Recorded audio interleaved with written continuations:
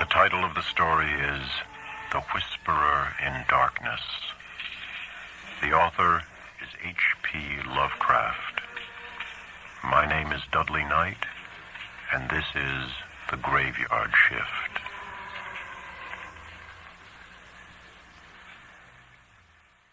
Bear in mind closely that I did not see any actual visual horror at the end. To say that a mental shock was the cause of what I inferred, the last straw which sent me racing out of the lonely Akeley farmhouse and through the wild domed hills of Vermont in a commandeered motor at night, is to ignore the plainest facts of my final experience. Notwithstanding the deep things I saw and heard, and the admitted vividness of the impression produced on me by these things, I cannot prove even now whether I was right or wrong in my hideous inference. For after all, Akeley's disappearance establishes nothing. People found nothing amiss in his house despite the bullet marks on the outside and inside. It was just as though he had walked out casually for a ramble in the hills and failed to return. There was not even a sign that a guest had been there, or that those horrible cylinders and machines had been stored in the study. That he had mortally feared the crowded green hills and endless trickle of brooks among which he had been born and reared means nothing at all either, for thousands are subject to just such morbid fears. Eccentricity, moreover, could easily account for his strange acts and apprehensions toward the last. The whole matter began, so far as I am concerned, with the historic and unprecedented Vermont floods of November 3rd, 1927. I was then, as now, an instructor of literature at Miskatonic University in Arkham, Massachusetts, and an enthusiastic amateur student of New England folklore. Shortly after the flood, amidst the varied reports of hardship, suffering, and organized relief which filled the press, there appeared certain odd stories of things found floating in some of the swollen rivers, so that many of my friends embarked on curious discussions and appealed to me to shed what light I could on the subject. I felt flattered at having my folklore study taken so seriously and did what I could to belittle the wild, vague tales which seemed so clearly an outgrowth of old rustic superstitions. It amused me to find several persons of education who insisted that some stratum of obscure, distorted fact might underlie the rumors. The tales thus brought to my notice came mostly through newspaper cuttings, though one yarn had an oral source and was repeated to a friend of mine in a letter from his mother in Hardwick, Vermont. The type of thing described was essentially the same in all cases, though there seemed to be three separate instances involved, one connected with the Winooski River near Montpelier, another attached to the West River in Windham County beyond Newfane, and a third centering on the Passumpsic in Caledonia County above Lyndonville. Of course, many of the stray items mentioned other instances, but on analysis they all seem to boil down to these three. In each case, country folk reported seeing one or more very bizarre and disturbing objects in the surging waters that poured down from the unfrequented hills, and there was a widespread tendency to connect these sights with a primitive, half-forgotten cycle of whispered legend which old people resurrected for the occasion. What people thought they saw were organic shapes not quite like any that they had ever seen before. Naturally, there were many human bodies washed along by the streams in that tragic period, but those who described these strange shapes felt quite sure that they were not human, despite some superficial resemblances in size and general outline. Nor, said the witnesses, could they have been any kind of animal known to Vermont.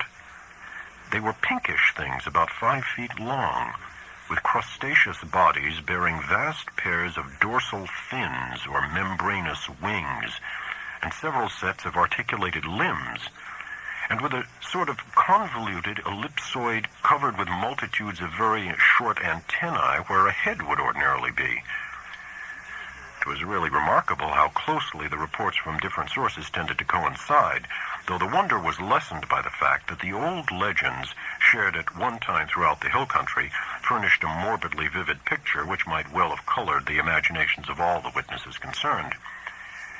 It was my conclusion that such witnesses, in every case naive and simple backwoods folk, had glimpsed the battered and bloated bodies of human beings or farm animals in the whirling currents, and it allowed the half-remembered folklore to invest these pitiful objects with fantastic attributes. The ancient folklore, while cloudy, evasive, and largely forgotten by the present generation, was of a highly singular character, and obviously reflected the influence of still earlier Indian tales.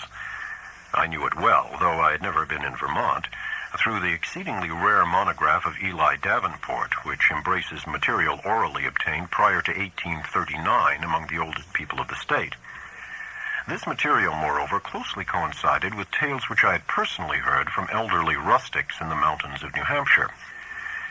Briefly summarized, it hinted at a hidden race of monstrous beings which lurked somewhere among the remoter hills, in the deep woods of the highest peaks and the dark valleys where streams trickled from unknown sources. These beings were seldom glimpsed, but evidences of their presence were reported by those who had ventured further than usual up the slopes of certain mountains or into certain deep, steep-sided gorges that even the wolves shunned. There were queer footprints or claw prints in the mud of brook margins and barren patches, and certain circles of stones, with the grass around them worn away, which did not seem to have been placed or entirely shaped by nature.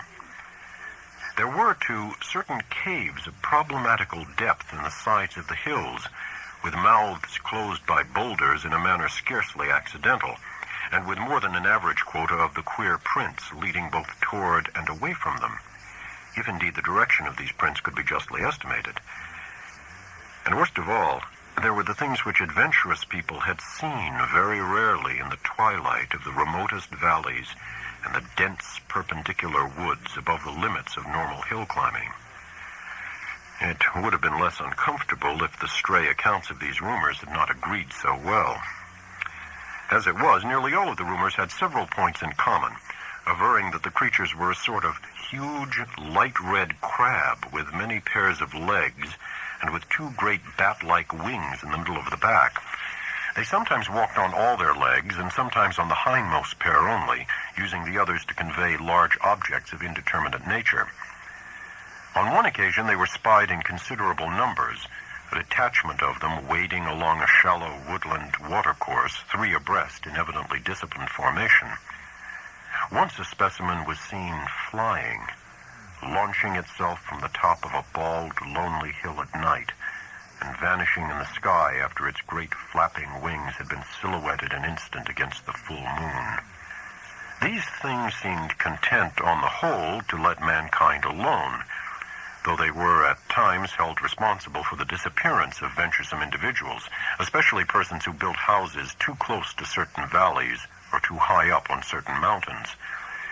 Many localities came to be known as inadvisable to settle in, the feeling persisting long after the cause was forgotten.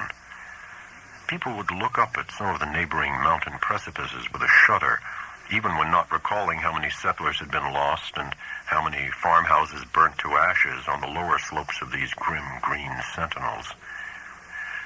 But while, according to the earliest legends, the creatures would appear to have harmed only those trespassing on their privacy, there were later accounts of their curiosity respecting men, and of their attempts to establish secret outposts in the human world. There were tales of the queer claw prints seen around farmhouse windows in the morning, and of occasional disappearances in regions outside the obviously haunted areas. Tales, besides, of buzzing voices in imitation of human speech, which made surprising offers to lone travelers on roads and cart paths in the deep woods, and of children frightened out of their wits by things seen or heard where the primal forest pressed close upon their dooryards. In the final layer of legends, the layer just preceding the decline of superstition and the abandonment of close contact with the dreaded places, there are shocked references to hermits and remote farmers who at some period of life appeared to have undergone a repellent mental change, and who were shunned and whispered about as mortals who had sold themselves to the strange beings. In one of the northeastern counties, it appeared to be a fashion around 1800 to accuse eccentric and unpopular recluses of being allies or representatives of the abhorred things. As to what the things were, explanations naturally varied. The common name applied to them was those ones, or the old ones, though other terms had a local and transient use. Perhaps the bulk of the Puritan settlers set them down bluntly as familiars of the devil, and made them a basis of odd theological speculation. Those with Celtic legendary in their heritage, mainly the Scotch-Irish element of New Hampshire and their kindred who had settled in Vermont on Governor Wentworth's colonial grants, linked them vaguely with the malign fairies and little people of the bogs and raths, and protected themselves with scraps of incantation handed down through many generations. But the Indians had the most fantastic theories of all. While different tribal legends differed, there was a marked consensus of belief in certain vital particulars, it being unanimously agreed that the creatures were not native to this earth. The Pennacook myths, which were the most consistent and picturesque, taught that the winged ones came from the great bear in the sky and had mines in our earthly hills whence they took a kind of stone that they could not get on any other world. They did not live here, said the myths, but merely maintained outposts and flew back with vast cargoes of stone to their own stars in the north. They harmed only those earth people who got too near them or spied upon them. Animals shunned them through instinctive hatred, not because of being hunted. They could not eat the things and animals of earth, but brought their own food from the stars. It was bad to get near them, and sometimes young hunters who went into their hills never came back. It was not good either to listen to what they whispered at night in the forest with voices like a bee's that tried to be like the voices of men. They knew the speech of all kinds of men, Pennacooks, Hurons, men of the Five Nations, but did not seem to have or need any speech of their own. They talked with their heads, which changed color in different ways to mean different things.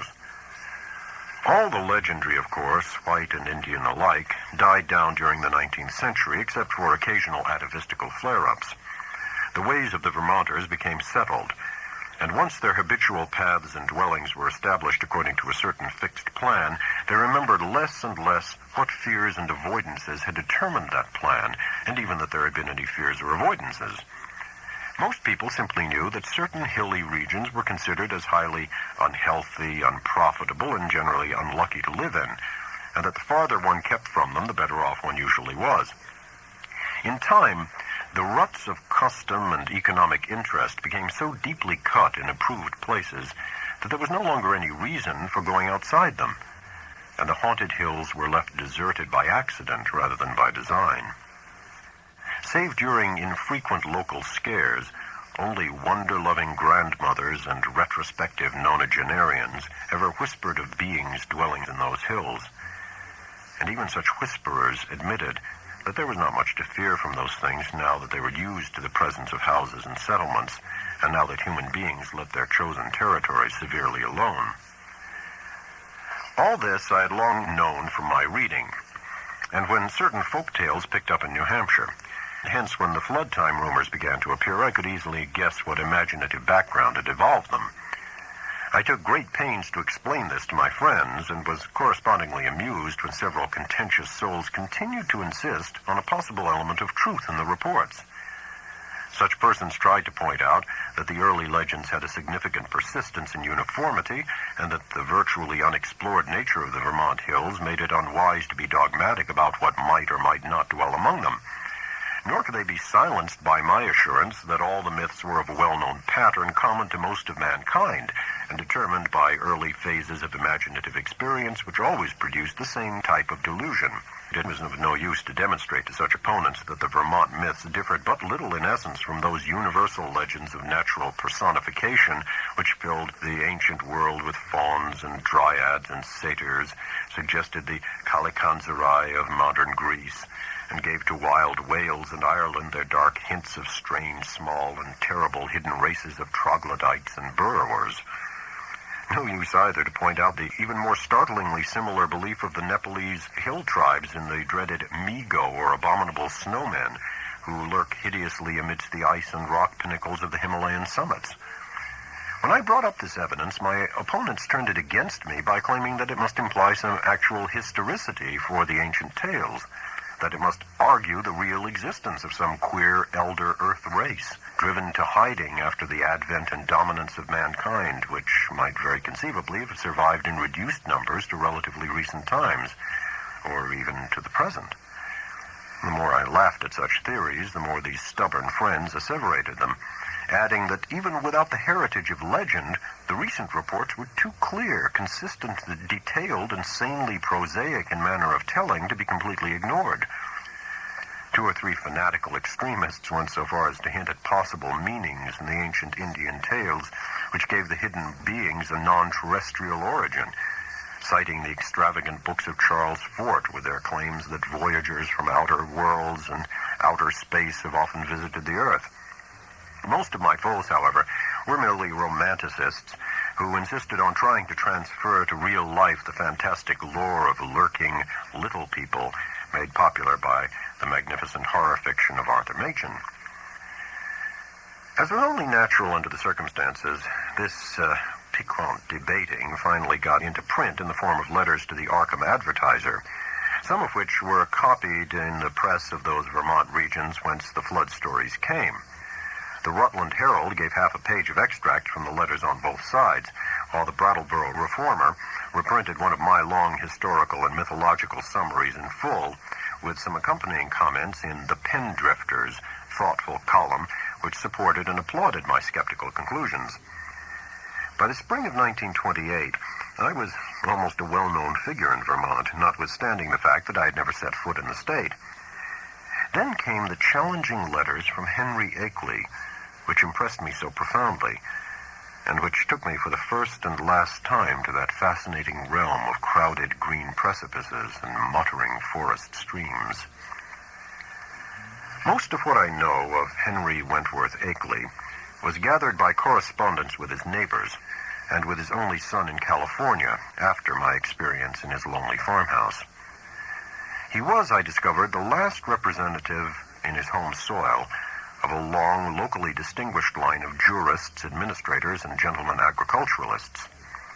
In him, however, the family mentally had veered away from practical affairs to pure scholarship, so that he had been a notable student of mathematics, astronomy, biology, anthropology, and folklore at the University of Vermont.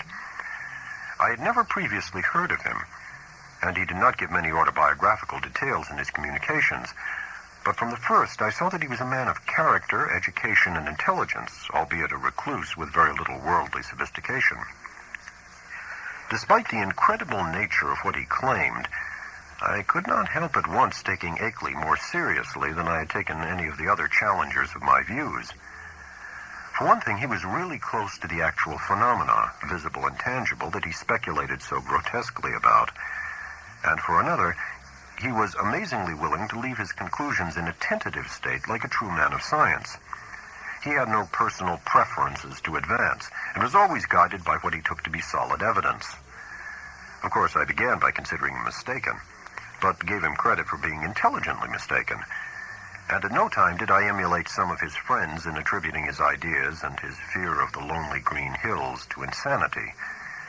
I could see that there was a great deal to the man, and I knew that what he reported must surely come from strange circumstance deserving investigation, however little it might have to do with the fantastic causes he assigned.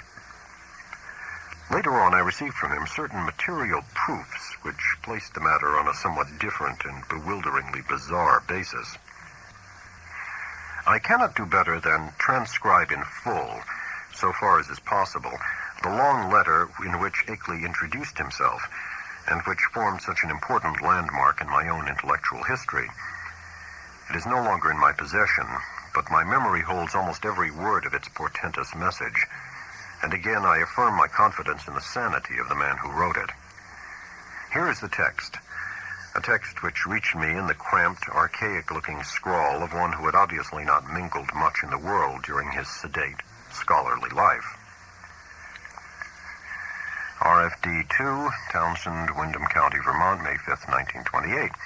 Albert N. Wilmarth, Esquire, 118 Saltonstall Street, Arkham, Massachusetts. My dear sir, I have read with great interest the Brattleboro Reformer's reprint, April 3rd, 28, of your letter on the recent stories of strange bodies seen floating in our flooded streams last fall, and on the curious folklore they so well agree with. It is easy to see why an outlander would take the position you take, and even why Pendrifter agrees with you. That is the attitude generally taken by educated persons both in and out of Vermont, as was my own attitude as a young man. I am now 57. Before my studies, both general and in Davenport's book, led me to do some exploring in parts of the hills hereabouts not usually visited. I was directed toward such studies by the queer old tales I used to hear from elderly farmers of the more ignorant sort. But now I wish I had let the whole matter alone. I might say with all proper modesty that the subject of anthropology and folklore is by no means strange to me. I took a great deal of it in college, and am familiar with most of the standard authorities, such as Tyler, Lubbock, Fraser, Quatrefages, Murray, Osborne, Keith, Boole, G. Elliott Smith, and so on. It is no news to me that the tales of hidden races are as old as all mankind. I have seen the reprints of letters from you and those agreeing with you in the Rutland Herald, and I guess I know about where your controversy stands at the present time. What I desire to say now is that I'm afraid your adversaries are nearer right than yourself, even though all reason seems to be on your side. They are nearer right than they realize themselves, for of course they go only by theory and cannot know what I know. If I knew as little of the matter as they, I would feel justified in believing as they do. I would be wholly on your side. You can see I'm having a hard time getting to the point, probably because I really dread getting to the point. But the upshot of the matter is that I have certain evidence that monstrous things do indeed live in the woods on the high hills which nobody visits. I have not seen any of the things floating in the rivers as reported, but I've seen things like them under circumstances I dread to repeat. I've seen footprints, and of late have seen them nearer my own home. I live on the old Akeley place south of Townsend Village, on the side of Dark Mountain, than I dare tell you now. I've overheard voices in the woods at certain points that I will not even begin to describe on paper. At one place I heard them so much that I took a phonograph there with a dictaphone attachment and a wax blank. And I shall try to arrange to have you hear the record I got. I've run it on the machine for some of the old people up here, and one of the voices had nearly scared them paralyzed by reason of its likeness to a certain voice, that buzzing voice in the woods which Davenport mentions, that their grandmothers have told them about and mimicked for them. I know what most people think of a man who tells about hearing voices, but before you draw conclusions, just listen to this record and ask some of the older backwoods people what they think of it. If you can account for it normally, very well, but there must be something behind it. Ex nihilo nihil fit, you know. Now, my object in writing you is not to start an argument, but to give you information which I think a man of your tastes will find deeply interesting. This is private. Publicly, I am on your side, for certain things show me that it does not do for people to know too much about these matters. My own studies are now wholly private, and I would not think of saying anything to attract people's attention and cause them to visit the places that I have explored. It is true, terribly true, that there are non-human creatures watching us all the time, with spies among us gathering information. It is from a wretched man who, if he was sane, as I think he was one of those spies, that I got a large part of my clues to the matter. He later killed himself, but I have reason to think there are others now.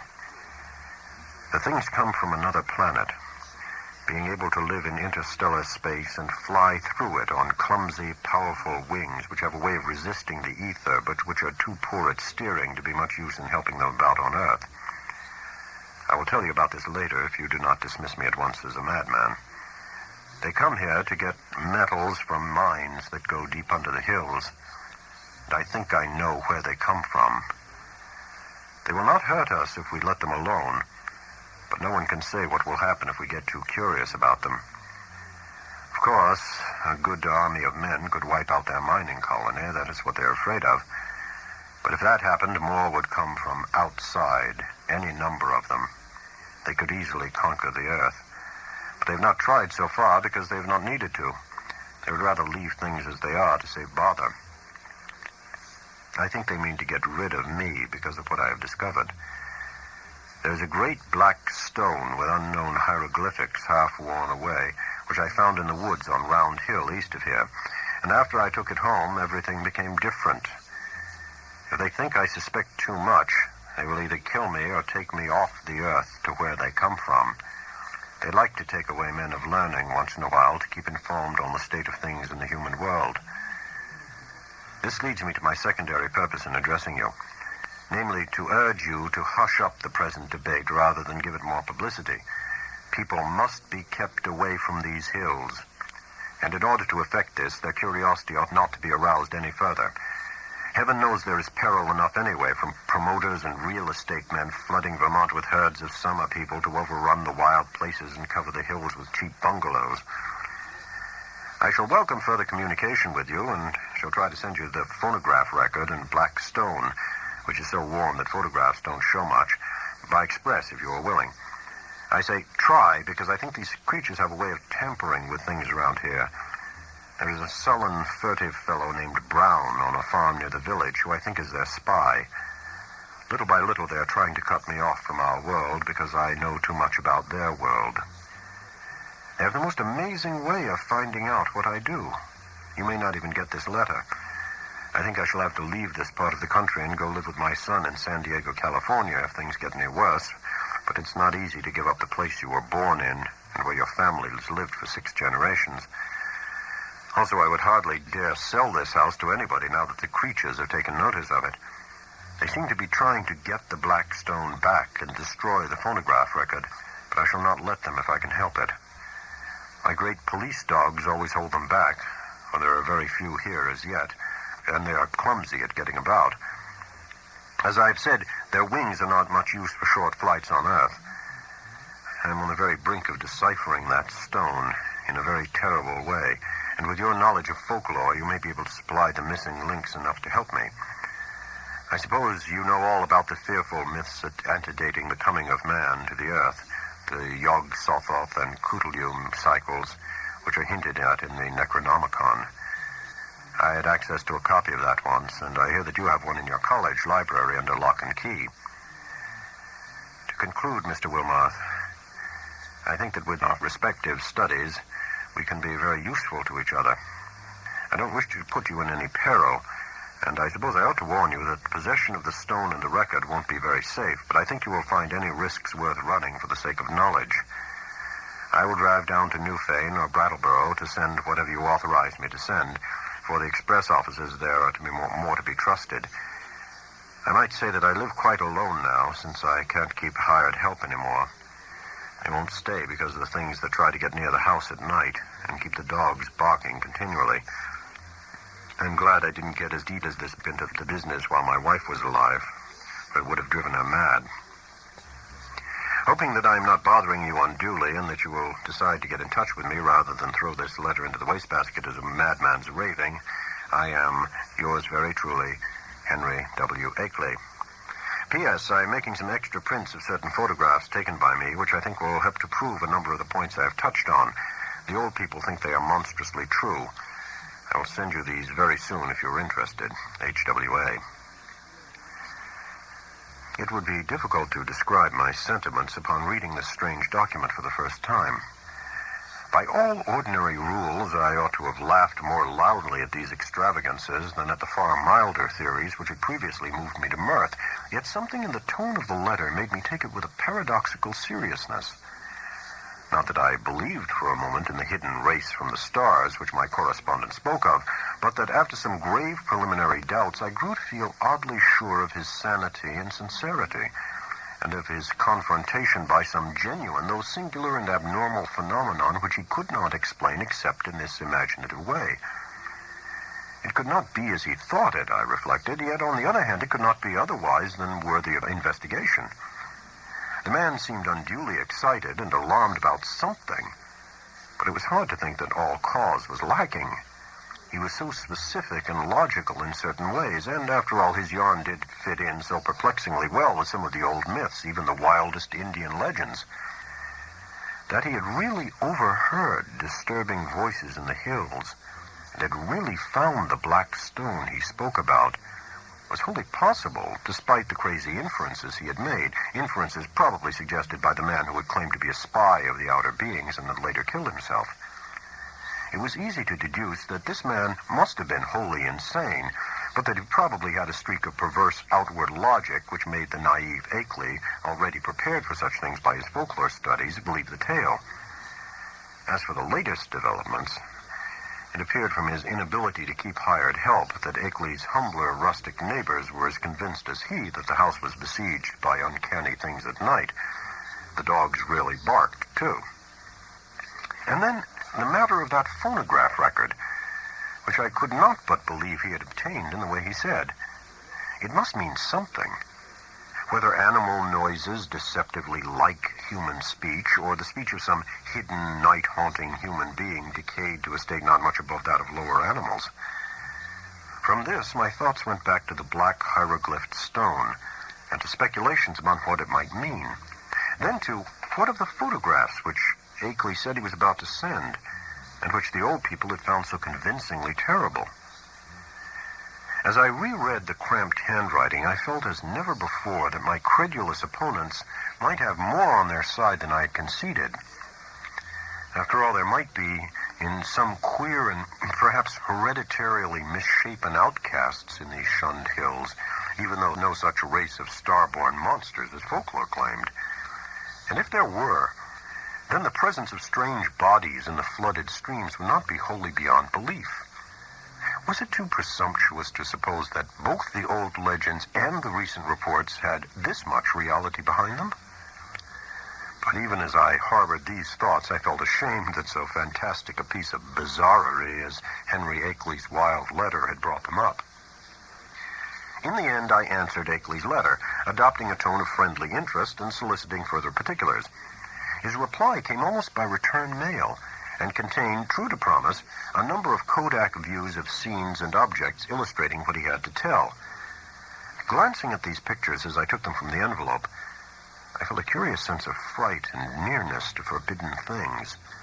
For in spite of the vagueness of most of them, they had a damnably suggestive power which was intensified by the fact of their being genuine photographs, actual optical links with what they portrayed, and the product of an impersonal transmitting process without prejudice, fallibility, or mendacity. The more I looked at them, the more I saw that my serious estimate of Akeley and his story had not been unjustified.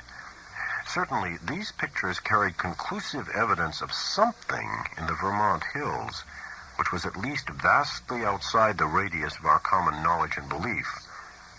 The worst thing of all was the footprint. A view taken where the sun shone on a mud patch somewhere in a deserted upland. This was no cheaply counterfeited thing, I could see at a glance, for the sharply defined pebbles and grass blades in the field of vision gave a clear index of scale and left no possibility of a tricky double exposure. I've called the thing a footprint, but claw print would be a better term. Even now I can scarcely describe it, save to say that it was hideously crab-like, and that there seemed to be some ambiguity about its direction. It was not a very deep or fresh print, but seemed to be about the size of an average man's foot. From a central pad, pairs of saw-toothed nippers projected in opposite directions, quite baffling as to function, if indeed the whole object were exclusively an organ of locomotion. Another photograph, evidently a time exposure taken in deep shadow, was of the mouth of a woodland cave, with a boulder of rounded regularity choking the aperture. On the bare ground in front of it, one could just discern a dense network of curious tracks, and when I studied the picture with a magnifier, I felt uneasily sure that the tracks were like the one in the other view. A third picture showed a druid-like circle of standing stones on the summit of a wild hill. Around the cryptic circle, the grass was very much beaten down and worn away, though I could not detect any footprint even with a glass. The extreme remoteness of the place was apparent from the veritable sea of tenantless mountains which formed the background and stretched away toward a misty horizon. But if the most disturbing of all the views was that of the footprint, the most curiously suggestive was that of the great black stone found in the Round Hill woods. Akeley had photographed it on what was evidently his study table, for I could see a row of books and a bust of Milton in the background. The thing, as nearly as one might guess, had faced the camera vertically with a somewhat irregularly carved surface of 1 or 2 feet. But to say anything definite about that surface or about the general shape of the whole mass almost defies the power of language. What outlandish geometrical principles had guided its cutting, for artificially cut it surely was, I could not even begin to guess. And never before had I seen anything which struck me as so strangely and so unmistakably alien to this world. Of the hieroglyphics on the surface, I could discern very few, but 1 or 2 that I did see gave me rather a shock. Of course, they might be fraudulent, for others besides myself had read the monstrous and abhorred Necronomicon of the mad Arab Abdul al-Hazred. But nevertheless, it made me shiver to recognize certain ideographs which study had taught me to link with the most blood-curdling and blasphemous whisperers of things that had had a kind of mad half-existence before the Earth and the other inner worlds of the solar system were made. Of the 5 remaining pictures, 3 were of swamp and hill scenes which seemed to bear traces of hidden and unwholesome tenancy. Another was of a queer mark in the ground very near Akeley's house, which he said he had photographed the morning after a night on which the dogs had barked more violently than usual. It was very blurred, but one could really draw no certain conclusions from it. But it did seem fiendishly like that other mark or claw print photographed on the deserted upland. The final picture was of the Akeley place itself, a trim white house of 2 stories and attic, about 1.25 centuries old, with a well-kept lawn and stone-bordered path leading up to a tastefully carved Georgian doorway. There were several huge police dogs on the lawn, squatting near a pleasant-faced man with close-cropped gray beard, whom I took to be Akeley himself, his own photographer, one might infer from the tube-connected bulb in his right hand. From the pictures, I turned to the bulky, closely written letter itself, and for the next 3 hours was immersed in a gulf of unutterable horror. Where Akeley had given only outlines before, he now entered into minute details, presenting long transcripts of words overheard in the woods at night, long accounts of monstrous pinkish forms spied in thickets at twilight on the hills, and a terrible cosmic narrative derived from the application of profound and varied scholarship to the endless bygone discourses of the mad, self-styled spy who had killed himself. I found myself faced by names and terms that I had heard elsewhere in the most hideous of connections. Yuggoth, Great Kutulyu, Tsathathungoa, Yog-Sothoth, R'lyeh, Nyarlathotep, Azathoth, Hastur, Yian, Leng, the Lake of Hali, Bethmura, the Yellow Sign, Lemur Cathulos, Bran, and the Magnum Incominandum, and was drawn back through nameless eons and inconceivable dimensions to worlds of elder outer entity at which the crazed author of the Necronomicon had only guessed in the vaguest way. I was told of the pits of primal life, and of the streams that had trickled down therefrom, and finally the tiny rivulet from one of those streams which had become entangled with the destinies of our own earth. My brain whirled, and where before I had attempted to explain things away, I now began to believe in the most abnormal and incredible wonders. The array of vital evidence was damnably vast and overwhelming, and the cool scientific attitude of Akeley, an attitude removed as far as imaginable from the demented, the fanatical, and the hysterical, even the extravagantly speculative, had a tremendous effect on my thought and judgment. By the time I laid the frightful letter aside, I could understand the fears he had come to entertain, and was ready to do anything in my power to keep people away from those wild, haunted hills. Even now, when time has dulled the impression and made me half question my own experience and horrible doubts, there are things in that letter of Akeley's which I would not quote or even form into words on paper. I'm almost glad that the letter and record and photographs are gone now, and I wish, for reasons I shall soon make clear, that the new planet beyond Neptune had not been discovered. With the reading of that letter, my public debating about the Vermont horror permanently ended. Arguments from opponents remained unanswered or put off with promises, and eventually the controversy petered out into oblivion.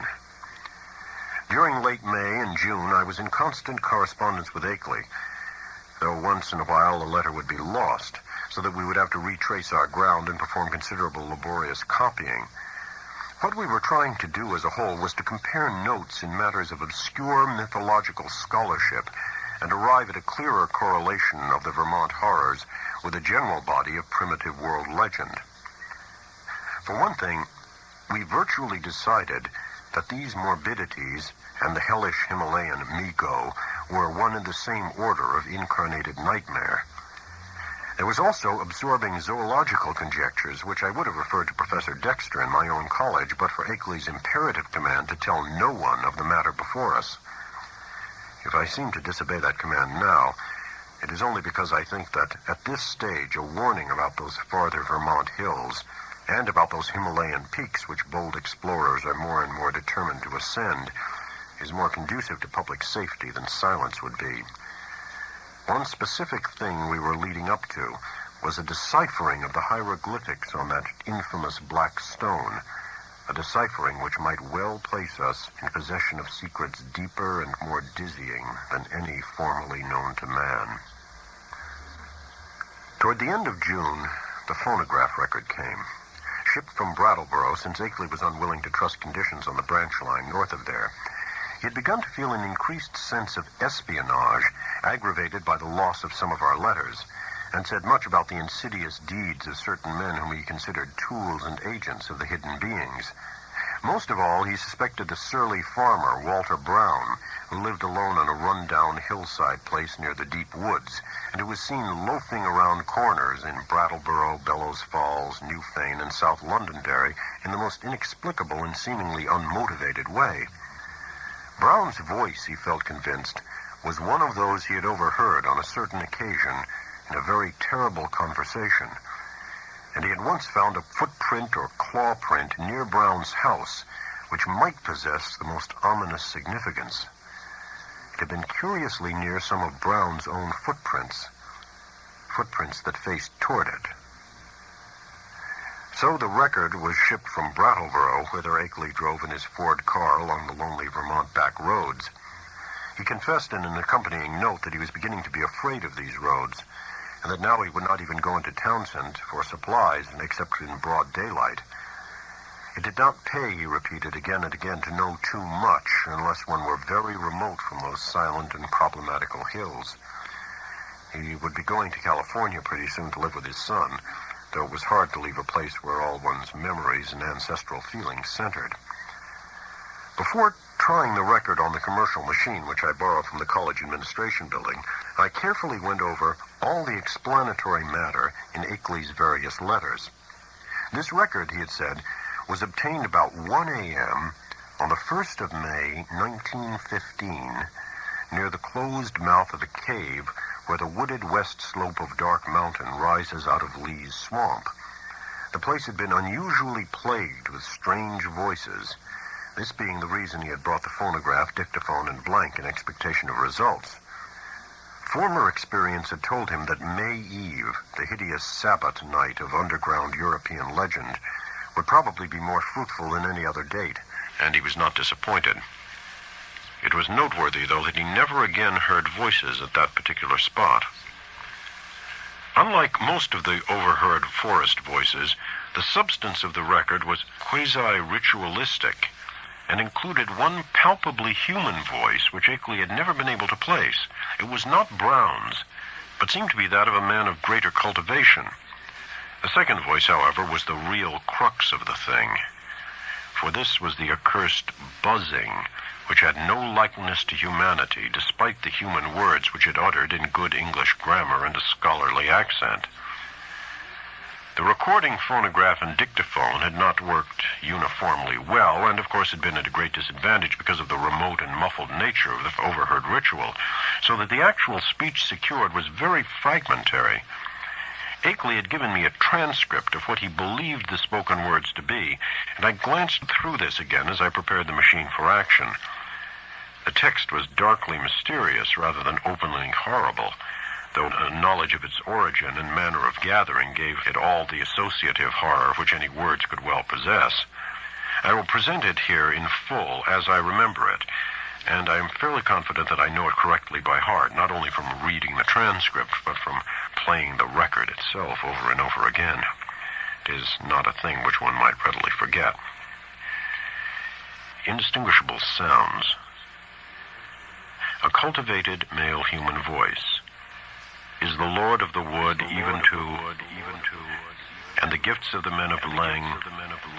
So from the wells of night to the gulfs of space, and from the gulfs of space to the wells of night, ever the praises of great Cthulhu, of Sathagoa, and of him who is not to be named.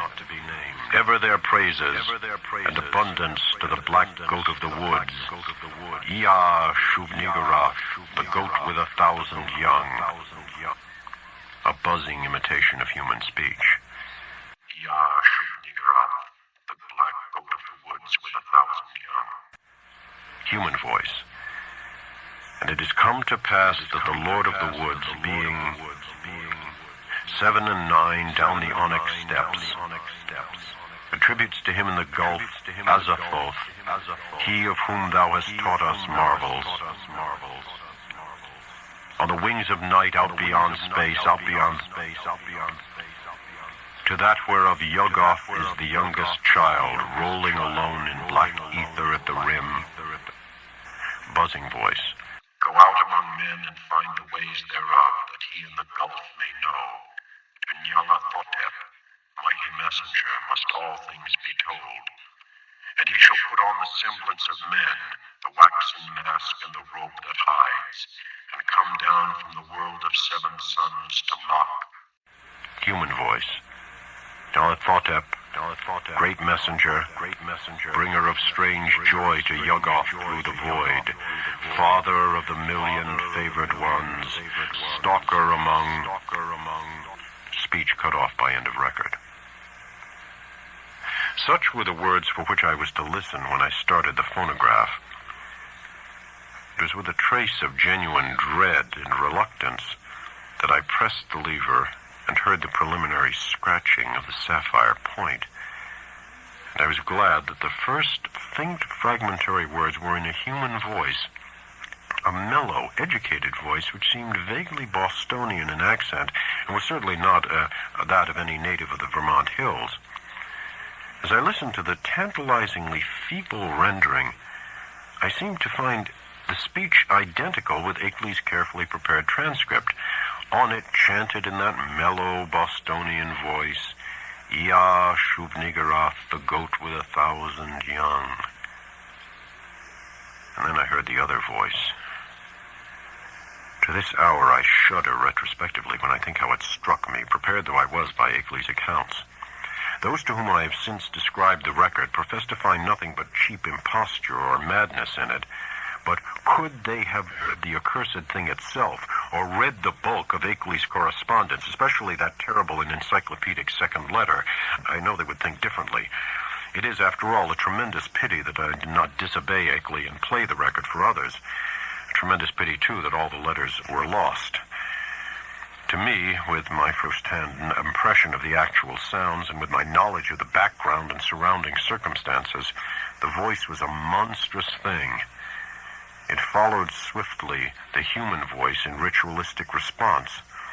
But in my imagination, it was a morbid echo winging its way across unimaginable abysses from unimaginable outer hells.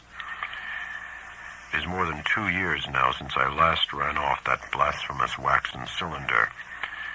But at this moment, and at all other moments, I can still hear that feeble, fiendish buzzing as it reached me for the first time. Ia Shub-Niggurath, the black goat of the woods with 1,000 young. But though that voice is always in my ears, I have not even yet been able to analyze it well enough for a graphic description. It was like the drone of some loathsome, gigantic insect, ponderously shaped into the articulate speech of an alien species. And I'm perfectly certain that the organs producing it can have no resemblance to the vocal organs of man, or indeed to any of those of the mammalia. There were singularities in timbre, range, and overtones which placed this phenomenon wholly outside the sphere of humanity and Earth life. Its sudden advent that first time almost stunned me, and I heard the rest of the record through in a kind of abstracted daze. When the longer passage of buzzing came, there was a sharp intensification of that feeling of blasphemous infinity which had struck me during the shorter and earlier passage. At last the record ended abruptly, during an unusually clear speech of the human and Bostonian voice, but I sat stupidly staring long after the machine had automatically stopped. I need hardly say that I gave that shocking record many another playing, and that I made exhaustive attempts at analysis and comment in comparing notes with Akeley. It would be useless and disturbing to repeat here all that we concluded, but I may hint that we agreed in believing we had secured a clue to the source of some of the most repulsive primordial customs in the cryptic elder religions of mankind. It seemed plain to us also that there were ancient and elaborate alliances between the hidden outer creatures and certain members of the human race. How extensive these alliances were, and how their state today might compare with their state at earlier ages, we had no means of guessing. Yet at best there was room for a limitless amount of horrified speculation. There seemed to be an awful immemorial linkage in several definite stages betwixt man and nameless infinity. The blasphemies which appeared on Earth, it was hinted, came from this dark planet Yuggoth, at the rim of the solar system. But this was itself merely the populous outpost of a frightful interstellar race, whose ultimate source must lie far outside even the Einsteinian space-time continuum of greatest known cosmos.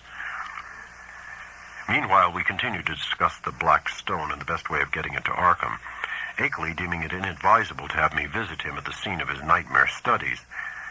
For some reason or other, Akeley was afraid to trust the thing to any ordinary or expected transportation route. His final idea was to take it across country to Bellows Falls and ship it on the Boston and Maine system through Keene and Wichita and Fitchburg, even though that would necessitate his driving along the somewhat lonelier and more forest-traversing hill roads than the main highway to Brattleboro. He said he had noticed a man around the express office at Brattleboro when he had sent the phonograph record, whose actions and expression had been far from reassuring. This man had seemed much too anxious to talk with the clerks, and had taken the train on which the record was shipped. Akeley confessed he had not felt strictly at ease about that record until he heard from me of its safe receipt. About this time, the second week in July, another letter of mine went astray, as I learned through an anxious communication from Akeley. After that, he told me to address him no more at Townsend, but to send all mail in care of the general delivery at Brattleboro, whither he would make frequent trips, either in his car or on the motor coach line which had lately replaced passenger service on the lagging branch railway. I could see that he was getting more and more anxious, for he went into much detail about the increased barking of the dogs on moonless nights, and about the fresh claw prints he sometimes found in the road and in the mud at the back of his farmyard when morning came. Once he told about a veritable army of prints drawn up in a line facing an equally thick and resolute line of dog tracks, and sent a loathsomely disturbing Kodak picture to prove it. That was after a night on which the dogs had outdone themselves in barking and howling. On the morning of Wednesday, July 18, I received a telegram from Bellows Falls, in which Akeley said he was expressing the Black Stone over the B&M on train number 5508, leaving Bellows Falls at 12:15 p.m. Standard Time, and due at the North Station in Boston at 4:12 p.m. It ought, I calculated, to get up to Arkham at least by the next noon, and accordingly I stayed in all Thursday morning to receive it. But noon came and went without its advent, and when I telephoned down to the express office, I was informed that no shipment for me had arrived. My next act, performed amidst a growing alarm, was to give a long-distance call to the express agent at the Boston North Station, and I was scarcely surprised to learn that my consignment had not appeared. Train number 5508 had pulled in only 35 minutes late on the day before, but it contained no box addressed to me. The agent promised, however, to institute a searching inquiry, and I ended the day by sending Akeley a night letter outlining the situation. With commendable promptness, a report came from the Boston office the following afternoon, the agent telephoning as soon as he learned the facts. It seemed that the Railway Express clerk on number 5508 had been able to recall an incident which might have much bearing on my loss. An argument with a very curious-voiced man, lean, sandy, and rustic-looking, when the train was waiting at Keene, New Hampshire, shortly after 1 o'clock Standard Time. The man, he said, was greatly excited about a heavy box which he claimed to expect, but which was neither on the train nor entered on the company's books. He had given the name of Stanley Adams, and it had such a queerly thick, droning voice that it made the clerk abnormally dizzy and sleepy to listen to him. The clerk could not remember quite how the conversation had ended, but recalled starting into a fuller awakeness when the train began to move. The Boston agent added that this clerk was a young man of wholly unquestioned veracity and reliability, of known antecedents, and long with the company. That evening I went to Boston to interview the clerk in person, having obtained his name and address from the office. He was a frank, prepossessing fellow, but I saw that he could add nothing to his original account. Oddly, he was scarcely sure that he could even recognize the strange inquirer again. Realizing that he had no more to tell, I returned to Arkham and sat up until morning writing letters to Akeley, to the express company, and to the police department and station agent in Keene.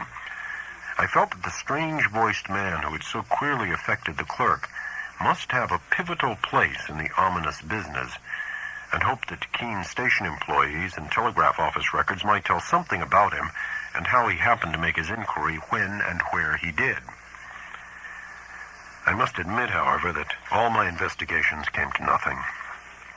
The queer-voiced man had indeed been noticed around the Keene station in the early afternoon of July 18, and one lounger seemed to couple him vaguely with a heavy box, but he was altogether unknown and had not been seen before or since.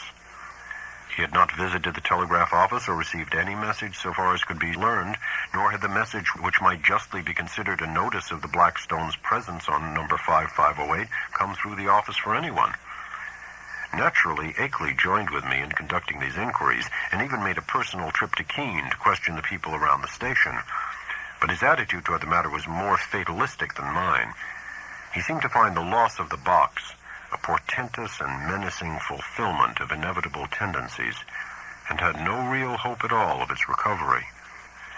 He spoke of the undoubted telepathic and hypnotic powers of the hill creatures and their agents, and in one letter hinted that he did not believe the stone was on this earth any longer.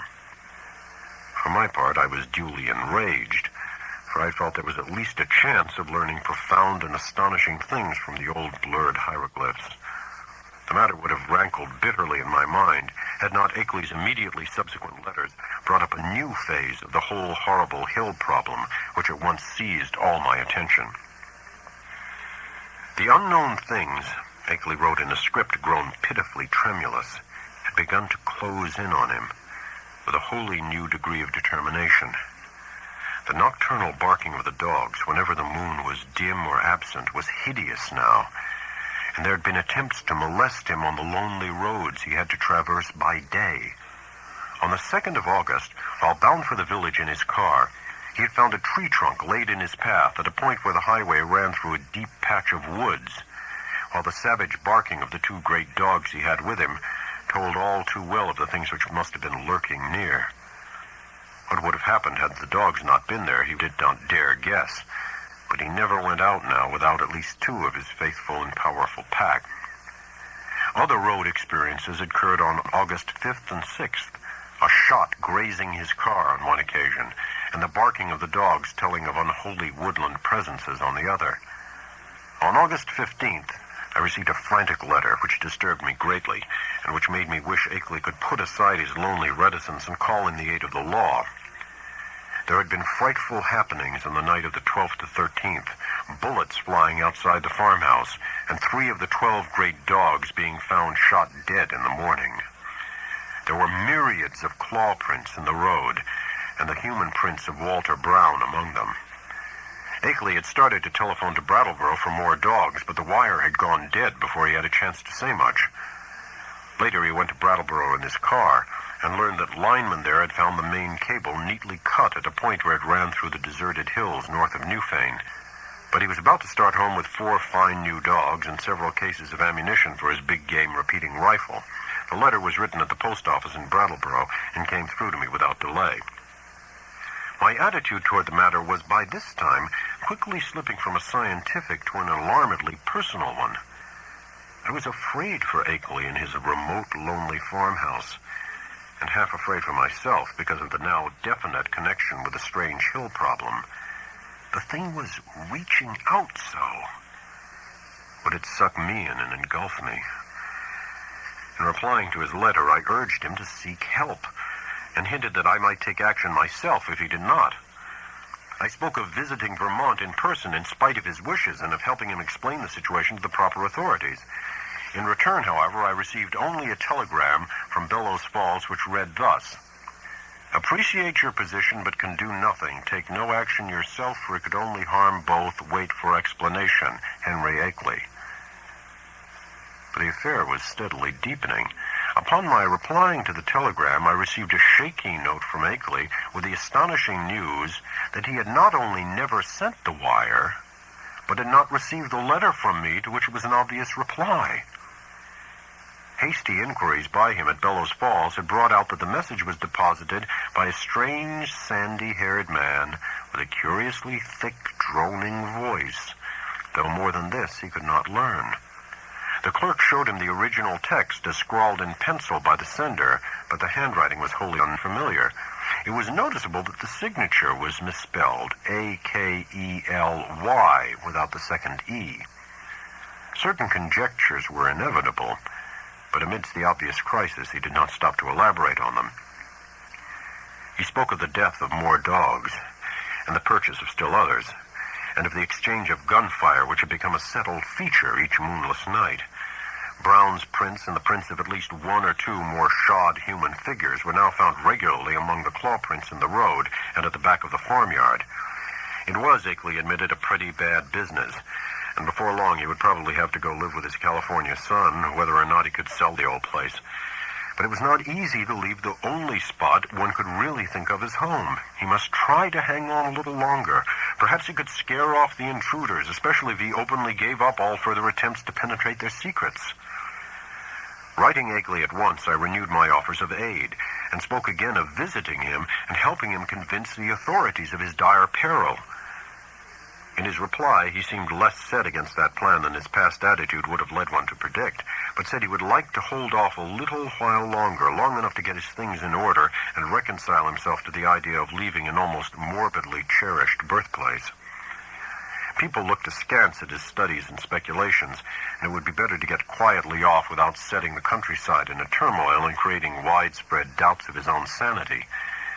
He had had enough, he admitted, but he wanted to make a dignified exit if he could. This letter reached me on the 28th of August, and I prepared and mailed as encouraging a reply as I could.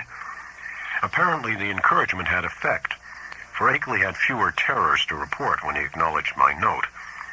He was not very optimistic, though, and expressed the belief that it was only the full moon season which was holding the creatures off.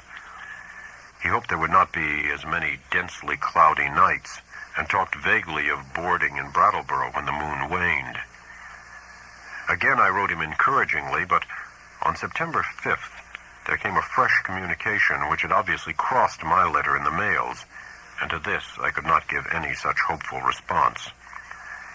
In view of its importance, I believe I had better give it in full, as best as I can do from memory of the shaky script. It ran substantially as follows. Monday. Dear Wilmarth, rather a discouraging P.S. to my last. Last night was thickly cloudy, though no rain, and not a bit of moonlight got through. Things were pretty bad. I think the end is getting near in spite of all we have hoped. After midnight, something landed on the roof of the house, and the dogs all rushed up to see what it was. I could hear them snapping and tearing around, and then one managed to get on the roof by jumping from the low L. There was a terrible fight up there, and I heard a frightful buzzing, which I'll never forget. And then there was a shocking smell. About the same time, bullets came through the window and nearly grazed me. I think the main line of the hill creatures had got close to the house when the dogs divided because of the roof business. What was up there I don't know yet, but I'm afraid the creatures are learning to steer better with their space wings. I put out the light and used the windows for loopholes and raked all around the house with rifle fire, aimed just high enough not to hit the dogs. That seemed to end the business. But in the morning I found great pools of blood in the yard, besides pools of a green sticky stuff that had the worst odor I've ever smelled. I climbed up on the roof and found more of the sticky stuff there. 5 of the dogs were killed. I'm afraid I hit one myself by aiming too low, for he was shot in the back. Now I am setting the pains. The shot's broken. I'm going to Brattleboro for more dogs. I guess the men at the kennels think I'm crazy. We'll drop another note later. I suppose I'll be ready for moving in a week or two, though it nearly kills me to think of it. Hastily, Akeley.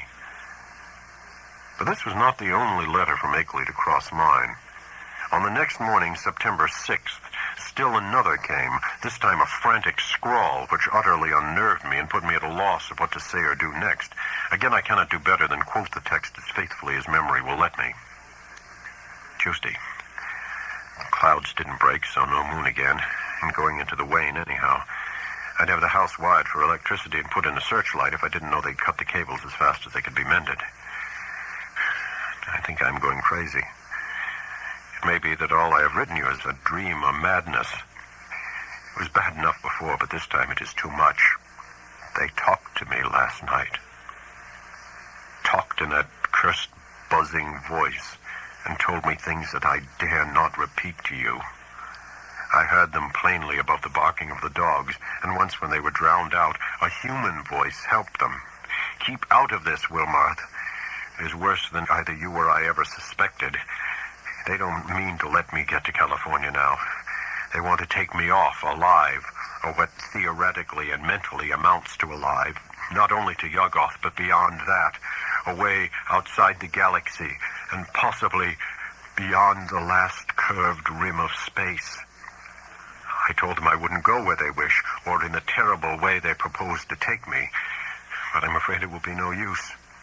My place is so far out they may come by day as well as by night before long. 6 more dogs killed. And I felt presences all along the wooded parts of the road when I drove to Brattleboro today. It was a mistake for me to try to send you that phonograph record in black stone. Better smash the record before it's too late. We'll drop you another line tomorrow if I'm still here. Wish I could arrange to get my books and things to Brattleboro on board there. I would run off without anything if I could, but something inside my mind holds me back. I can slip out to Brattleboro, where I ought to be safe, but I feel just as much a prisoner there as at the house. And I seem to know that I couldn't get much farther even if I dropped everything and tried. It is horrible. Don't get mixed up in this. Yours, Akeley. I did not sleep at all the night after receiving this terrible thing, and was utterly baffled as to Akeley's remaining degree of sanity. The expression, the substance of the note was wholly insane, yet the manner of it, in view of all that had gone before, had a grimly potent quality of convincingness. I made no attempt to answer it, thinking it better to wait until Akeley might have time to reply to my latest communication. Such a reply indeed came on the following day, though the fresh material in it quite overshadowed any of the points brought up by the letter nominally answered. Here's what I recall of the text, scrawled and blotted as it was in the course of a plainly frantic and hurried composition. Wednesday. W. Your letter came, but it's no use to discuss anything anymore. I'm fully resigned. Wonder that I even have enough willpower left to fight them off. Can't escape even if I were willing to give up everything and run, they'd get me. Had a letter from them yesterday. RFD man brought it while I was at Brattleboro, typed and postmarked Bellows Falls. Tells me what they want to do with me. I can't repeat it. Look out for yourself, too. Smash that record. Cloudy nights keep up and the moon waning all the time. Wish I dared to get help. It might brace up my willpower, but everyone who would dare to come at all would call me crazy unless there happened to be some proof. Couldn't ask people to come for no reason at all. I'm all out of touch with everybody and have been for years. But I haven't told you the worst, Wilma. Brace up to read this, for it will give you a shock. I'm telling the truth, though. It is this. I've seen and touched one of the things, or part of one of the things. God, man, but it's awful. It was dead, of course. One of the dogs had it, and I found it near the kennel this morning. I tried to save it in the woodshed to convince people of the whole thing, but it all evaporated in a few hours. Nothing left. You know, all those things in the rivers were only seen on the first morning after the flood. And here's the worst. I tried to photograph it for you, but when I developed the film, there wasn't anything visible except the woodshed. What can the thing have been made of? I saw and felt it. And they all leave footprints. It surely is made of matter, but what kind of matter? The shape can't be described. There's a great crab with a lot of pyramided, fleshy rings or knots of thick, ropey stuff covered with feelers where a man's head should be. The green, sticky stuff is its blood or juice, and there are more of them due on Earth any minute. Walter Brown is missing. He hasn't been seen loafing around his usual corners in the villages hereabouts. I must have got him with one of my shots, though the creatures always seem to try to take their dead and wounded away. Got into town this afternoon without any trouble, but I'm afraid they're beginning to hold off because they're sure of me. I'm writing this in Brattleboro, P.O. This may be goodbye. If it is, write my son, George Goodenough Akeley, 176 Pleasant Street, San Diego, California, but don't come up here. Write the boy if you don't hear from me in a week, and watch the papers for news. I'm going to play my last 2 cards now, if I have the willpower left. First, to try poison gas on the things. I've got the right chemicals and the fixed-up masks for myself and the dogs. And if that doesn't work, tell the sheriff. They can lock me in a madhouse if they want to. It'd be better than what the other creatures would do. Perhaps I can get them to pay attention to the prints around the house. They are faint, but I can find them every morning. Suppose the police would say I faked them somehow, for they all think I'm a queer character. Must try to have a state policeman spend a night here and see for himself, though it would be just like the creatures to learn about it and hold off that night. They cut my wires whenever I try to telephone in the night. The linemen think it is very queer and may testify for me if they don't go and imagine I cut them myself. I haven't tried to keep them repaired for over a week now. I could get some of the ignorant people to testify for me about the reality of the horrors, but everybody laughs at what they say, and anyway, they've shunned my place for so long they don't know any of the new events. You couldn't get one of those run-down farmers to come within a mile of my house for love or money. The mail carrier hears what they say and jokes me about it. God, if I only did tell him how real it is. I think I'll try and get him to notice the prints, but he comes in the afternoon and they're usually about gone by that time. If I kept one by setting a box or a pan over it, he'd surely think it was a fake or a joke. Wish I hadn't gotten to be such a hermit, so folks don't drop around as they used to. I never dared show the Black Stone or the Kodak pictures or play the record to anybody but the ignorant people. The others would say I faked the whole business and do nothing but laugh. But I may yet try showing the pictures. They give the claw prints clearly, even if the things that made them can't be photographed. What a shame nobody else saw that thing this morning before it went to nothing. But I don't know as I care. After what I've been through, a madhouse is as good a place as any.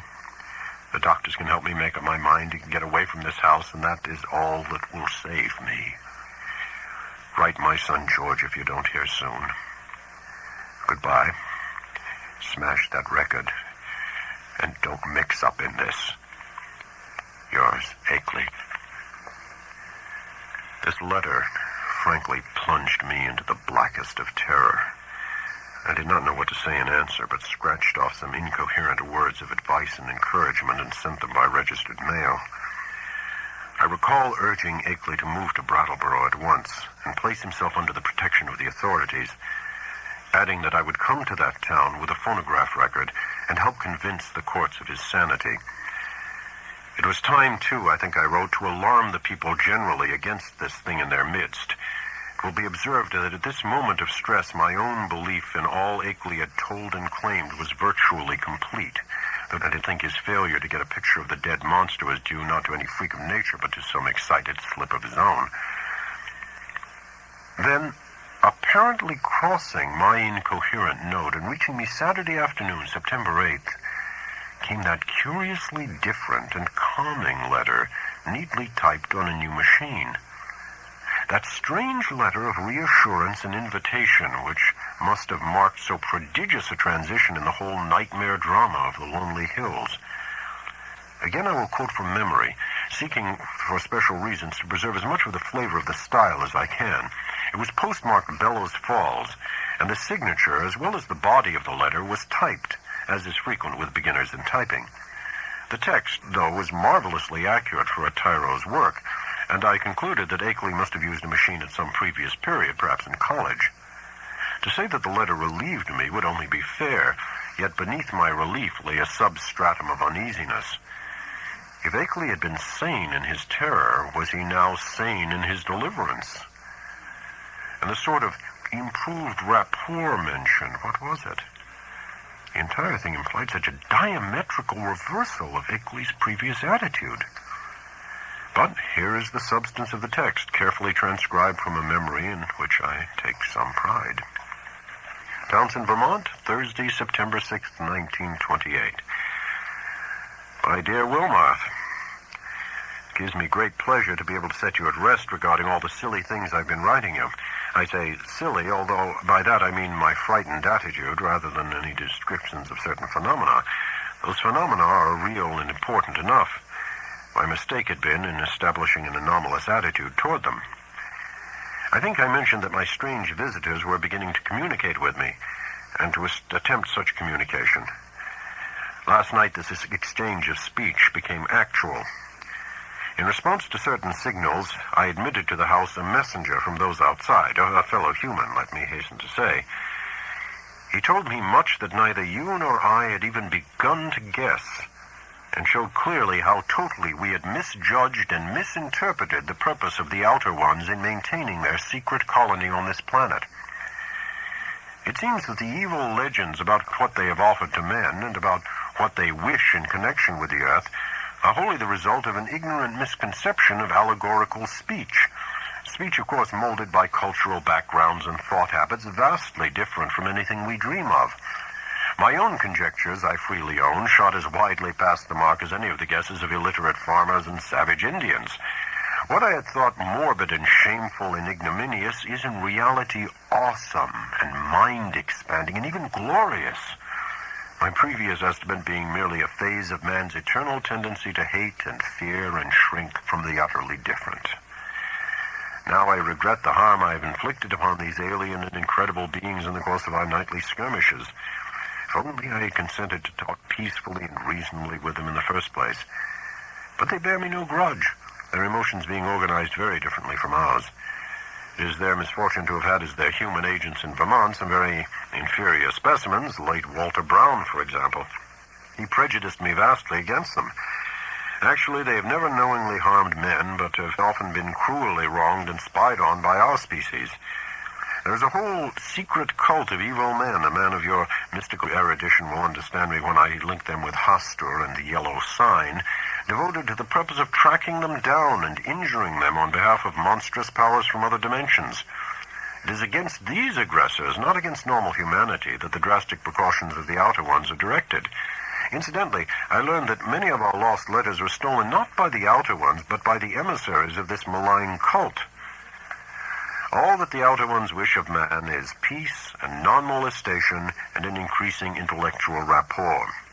This latter is absolutely necessary now that our inventions and devices are expanding our knowledge and motions and making it more and more impossible for the Outer Ones' necessary outposts to exist secretly on this planet. The alien beings desire to know mankind more fully, and to have a few of mankind's philosophic and scientific leaders know more about them. With such an exchange of knowledge, all perils will pass, and a satisfactory modus vivendi will be established. The very idea of any attempt to enslave or degrade mankind is ridiculous. As a beginning of this improved rapport, the Outer Ones have naturally chosen me, whose knowledge of them is already so considerable, as their primary interpreter on Earth.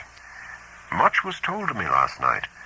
Facts of the most stupendous and vista-opening nature, and more will be subsequently communicated to me both orally and in writing.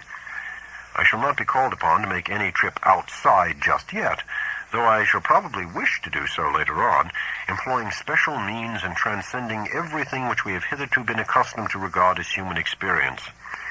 My house will be besieged no longer. Everything is reverted to normal, and the dogs will have no further occupation. In place of terror, I have been given a rich boon of knowledge and intellectual adventure which few other mortals have ever shared. The outer beings are perhaps the most marvelous organic things in or beyond all space and time, members of a cosmos-wide race of which all other life forms are merely degenerate variants.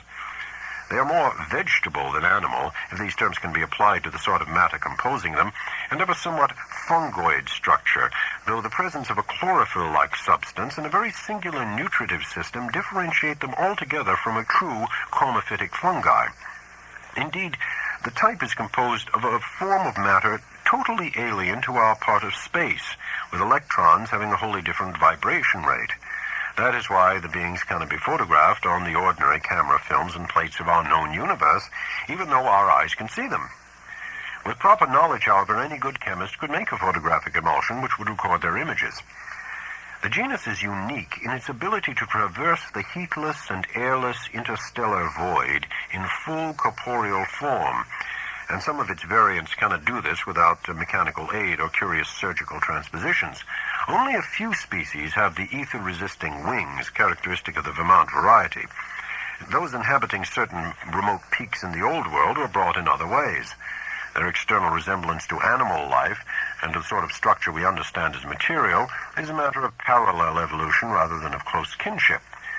Their brain capacity exceeds that of any other surviving life form, although the winged types of our hill country are by no means the most highly developed. Telepathy is their usual means of discourse, though they have rudimentary vocal organs which, after a slight operation, for surgery is an incredibly expert and everyday thing among them, can roughly duplicate the speech of such types of organisms as still use speech.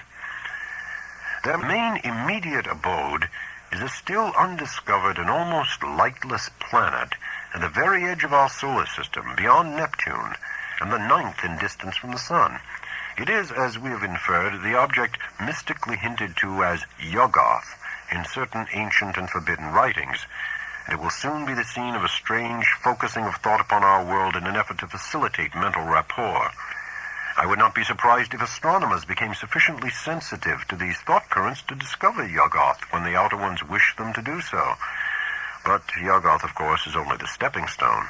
The main body of the beings inhabits strangely organized abysses, wholly beyond the utmost reach of any human imagination. The space-time globule, which we recognize as the totality of all cosmic entity, is only an atom in the genuine infinity which is theirs. And as much of this infinity as any human brain can hold is eventually to be opened up to me, as it has not been to more than 50 other men since the human race has existed. You will probably call this raving at first, Wilmarth, but in time you will appreciate the titanic opportunity I've stumbled on. I want you to share as much of it as possible, and to that end must tell you thousands of things that won't go on paper.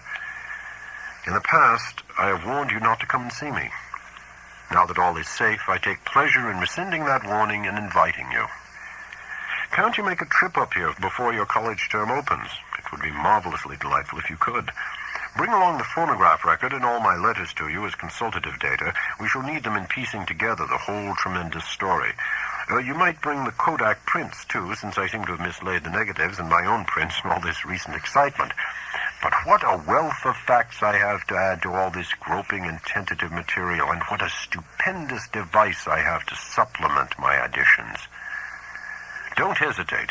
I am free from espionage now, and you will not meet anything unnatural or disturbing. Just come along and let my car meet you at the Brattleboro station. Prepare to stay as long as you can, and expect many an evening of discussion of things beyond all human conjecture. Don't tell anyone about it, of course, for this matter must not get to the promiscuous public.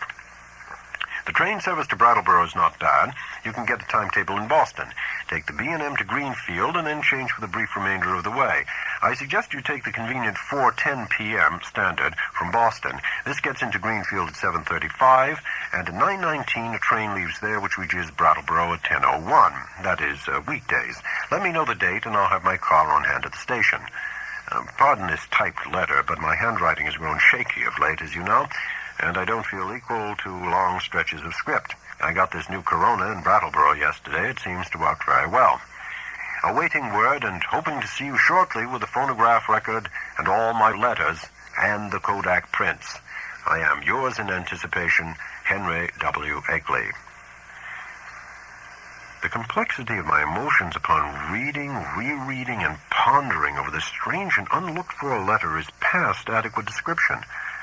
I've said that I was at once relieved and made uneasy, but this expresses only crudely the overtones of diverse and largely subconscious feelings which comprise both the relief and the uneasiness.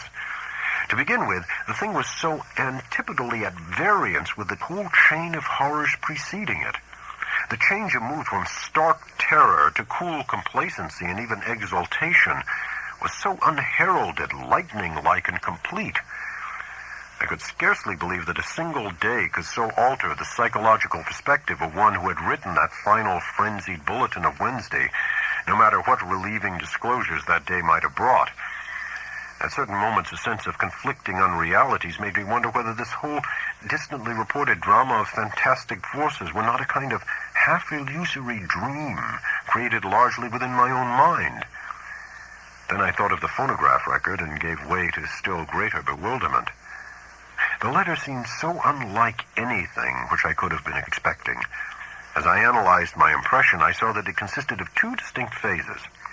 First, granting that Akeley had been sane before and was still sane, the indicated change in the situation was so swift and unthinkable.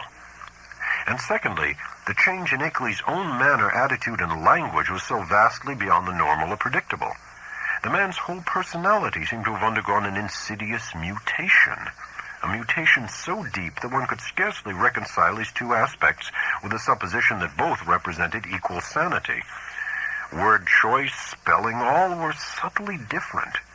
And with my academic sensitiveness to prose style, I could trace profound divergences in his commonest reactions and rhythm responses. Certainly the emotional cataclysm or revelation which could produce so radical an overturn must be an extreme one indeed. Yet in another way, the letter seemed quite characteristic of Akeley. The same old passion for infinity, the same old scholarly inquisitiveness. I could not a moment, or even more than a moment, credit the idea of spuriousness or malign substitution. Did not the invitation, the willingness to have me test the truth of the letter in person, prove its genuineness? I did not retire Saturday night, but sat up thinking of the shadows and marvels behind the letter I had received. My mind, aching from the quick succession of monstrous conceptions it had been forced to confront during the last 4 months, worked upon this startling new material in a cycle of doubt and acceptance which repeated most of the steps experienced in facing the early wonders. Till long before dawn, a burning interest and curiosity had begun to replace the original storm of perplexity and uneasiness. Mad or sane, metamorphosed or merely relieved, the chances were that Akeley had actually encountered some stupendous change of perspective in his hazardous research, some change at once diminishing his danger, real or fancied, and opening dizzying new vistas of cosmic and superhuman knowledge. My own zeal for the unknown flared up to meet his. I felt myself touched by the contagion of the morbid barrier breaking. To shake off the maddening and wearying limitations of time and space and natural law, to be linked with the vast outside, to come close to the nighted and abysmal secrets of the infinite and the ultimate, surely such a thing was worth the risk of one's life, soul, and sanity. And Akeley had said there was no longer any peril. He had invited me to visit him instead of warning me away as before. I tingled at the thought of what he might not have to tell me. There was an almost paralyzing fascination in the thought of sitting in that lonely and lately beleaguered farmhouse with a man who had talked with actual emissaries from outer space, sitting there with a terrible record and pile of letters in which Akeley had summarized his earlier conclusions. So late Saturday morning, I telegraphed Akeley that I would meet him in Brattleboro on the following Wednesday, September 12th, if that date were convenient for him. In one respect did I depart from his suggestions, and that concerned the choice of a train. Frankly, I did not feel like arriving in that haunted Vermont region late at night. So instead of accepting the train he chose, I telephoned the station and devised another arrangement. By rising early and taking the 8:07 a.m. Standard into Boston, I could catch the 9:25 for Greenfield, arriving there at 12:22 noon. This connected exactly with a train reaching Brattleboro at 1:08 p.m., a much more comfortable hour than 10:01 for meeting Akeley and riding with him into the close-packed, secret-guarding hills. I mentioned this choice in my telegram, and was glad to learn in the reply, which came toward evening, that it met with my prospective host's endorsement. His wire ran thus: "Arrangement satisfactory. Will meet 1:08 train Wednesday. Don't forget record and letters and prints. Keep destination quiet. Expect great revelations. Akeley." Receipt of this message in direct response to one sent to Akeley and necessarily delivered to his house from the Townsend station either by official messenger or restored telephone service removed any lingering subconscious doubts I might have had about the authorship of the perplexing letter. My relief was marked. Indeed, it was greater than I could account for at the time, since all such doubts had been rather deeply buried. But I slept soundly and long that night, and was eagerly busy with preparations during the ensuing 2 days. On Wednesday, I started as agreed, taking with me a valise full of simple necessities and scientific data, including the hideous phonograph record, the Kodak prints, and the entire file of Akeley's correspondence. As requested, I told no one where I was going, for I could see that the matter demanded utmost privacy, even allowing for its most favorable terms. The thought of actual mental contact with alien outside entities was stupefying enough to my trained and somewhat prepared mind, and this being so, what might one think of its effect on the vast masses of uninformed laymen? I do not know whether dread or adventurous expectancy were uppermost in me as I changed trains at Boston and began the long westward run out of familiar regions into those I knew less thoroughly: Waltham, Concord, Ayr, Fitchburg, Gardner, Athol. My train reached Greenfield 7 minutes late, but the northbound connecting train, Express, had been held. Transferring in haste, I felt a curious breathlessness as the cars rumbled on through the early afternoon sunlight into territories I had always read of, but never before visited. I knew I was entering an altogether older-fashioned and more primitive New England than the mechanized, urbanized, coastal, and southern areas where all my life had been spent. An unspoiled, ancestral New England, without the foreigners and factory smoke, billboards, and concrete roads of the sections which modernity has touched. There would be odd survivals of that continuous native life whose deep roots make it the one authentic outgrowth of the landscape, a continuous native life which keeps alive strange ancient memories and fertilizes the soil for shadowy, marvelous, and seldom-mentioned beliefs. Now and then I saw the blue Connecticut River gleaming in the sun, and after leaving Northfield we crossed it. Ahead loomed green and cryptical hills, and when the conductor came around, I learned that I was at last in Vermont. He told me to set my watch back an hour, since the northern hill country will have no dealings with newfangled daylight time schemes. As I did so, it seemed to me that I was likewise turning the calendar back a century. The train kept close to the river, and across in New Hampshire I could see the approaching slope of steep Wantastequet, about which singular old legends cluster. Then streets appeared on my left, and a green island showed in the stream on my right. People rose and filed to the door, and I followed them. The car stopped, and I alighted beneath the long train shed of the Brattleboro station. Looking over the line of waiting motors, I hesitated a moment to see which one might turn out to be the Akeley Ford, but my identity was divined before I could take the initiative. And yet it was clearly not Akeley himself who advanced to meet me with an outstretched hand and a mellowly phrased inquiry as to whether I was indeed Mr. Albert N. Wilmarth of Arkham. This man bore no resemblance to the bearded, grizzled Akeley of the snapshot, but was a younger and more urbane person, fashionably dressed and wearing only a small, dark mustache. His cultivated voice held an odd and almost disturbing hint of vague familiarity, though I could not definitely place it in my memory. As I surveyed him, I heard him explaining that he was a friend of my prospective host who had come down from Townsend in his stead. Akeley, he declared, had suffered a sudden attack of some asthmatic trouble and did not feel equal to making a trip in the outdoor air. It was not serious, however, and there would be no change in plans regarding my visit. I could not make out just how much this Mr. Noyes, as he announced himself, knew of Akeley's researches and discoveries, though it seemed to me that his casual manner stamped him as a comparative outsider. Remembering what a hermit Akeley had been, I was a trifle surprised at the ready availability of such a friend, but did not let my puzzlement deter me from entering into the motor into which he gestured me. It was not the small, ancient car I had expected from Akeley's descriptions, but a large and immaculate specimen of recent pattern, apparently Noyes' own, and bearing a Massachusetts license plate with the amusing sacred codfish device of that year. My guide, I concluded, must be a summer transient in the Townshend region. Noyes climbed into the car beside me and started it at once. I was glad that he did not overflow with conversation, for some peculiar atmospheric tensity made me feel disinclined to talk. The town seemed very attractive in the afternoon sunlight as we swept up an incline and turned to the right onto the main street. It drowsed like the older New England cities which one remembers from boyhood, and something in the collocation of roofs and steeples and chimneys and brick walls formed contours touching deep viol strings of ancestral emotion. I could tell that I was at the gateway of a region half bewitched through the piling up of unbroken time accumulations, a region where old, strange things have had a chance to grow and linger because they have never been stirred up. As we passed out of Brattleboro, my sense of constraint and foreboding increased, for a vague quality in the hill-crowded countryside with its towering, threatening, close-pressing green and granite slopes hinted at obscure secrets and immemorial survivals which might or might not be hostile to mankind. For a time, our course followed a broad, shallow river, which flowed down from unknown hills in the north, and I shivered when my companion told me it was the West River. It was in this stream, I recalled from newspaper items, that one of the morbid, crab-like beings had been seen floating after the floods. Gradually, the country around us grew wilder and more deserted.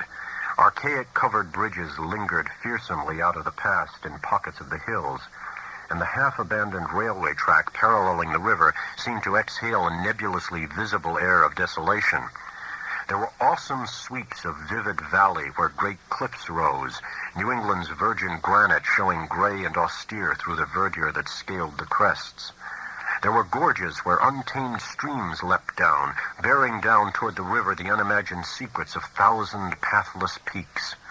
Branching away now and then were narrow, half-concealed roads that bored their way through solid, luxuriant masses of forest, among whose primal trees whole armies of elemental spirits might well lurk. As I saw these, I thought of how Akeley had been molested by unseen agencies on his drives along this very route, and did not wonder that such things could be. The quaint, sightly village of Newfane, reached in less than an hour, was our last link with that world which man can definitely call his own by virtue of conquest and complete occupancy. After that, we cast off all allegiance to immediate, tangible, and time-touched things, and entered a fantastic world of hushed unreality, in which the narrow, ribbon-like road rose and fell with an almost sentient and purposeful caprice amidst the tenantless green peaks and half-deserted valleys.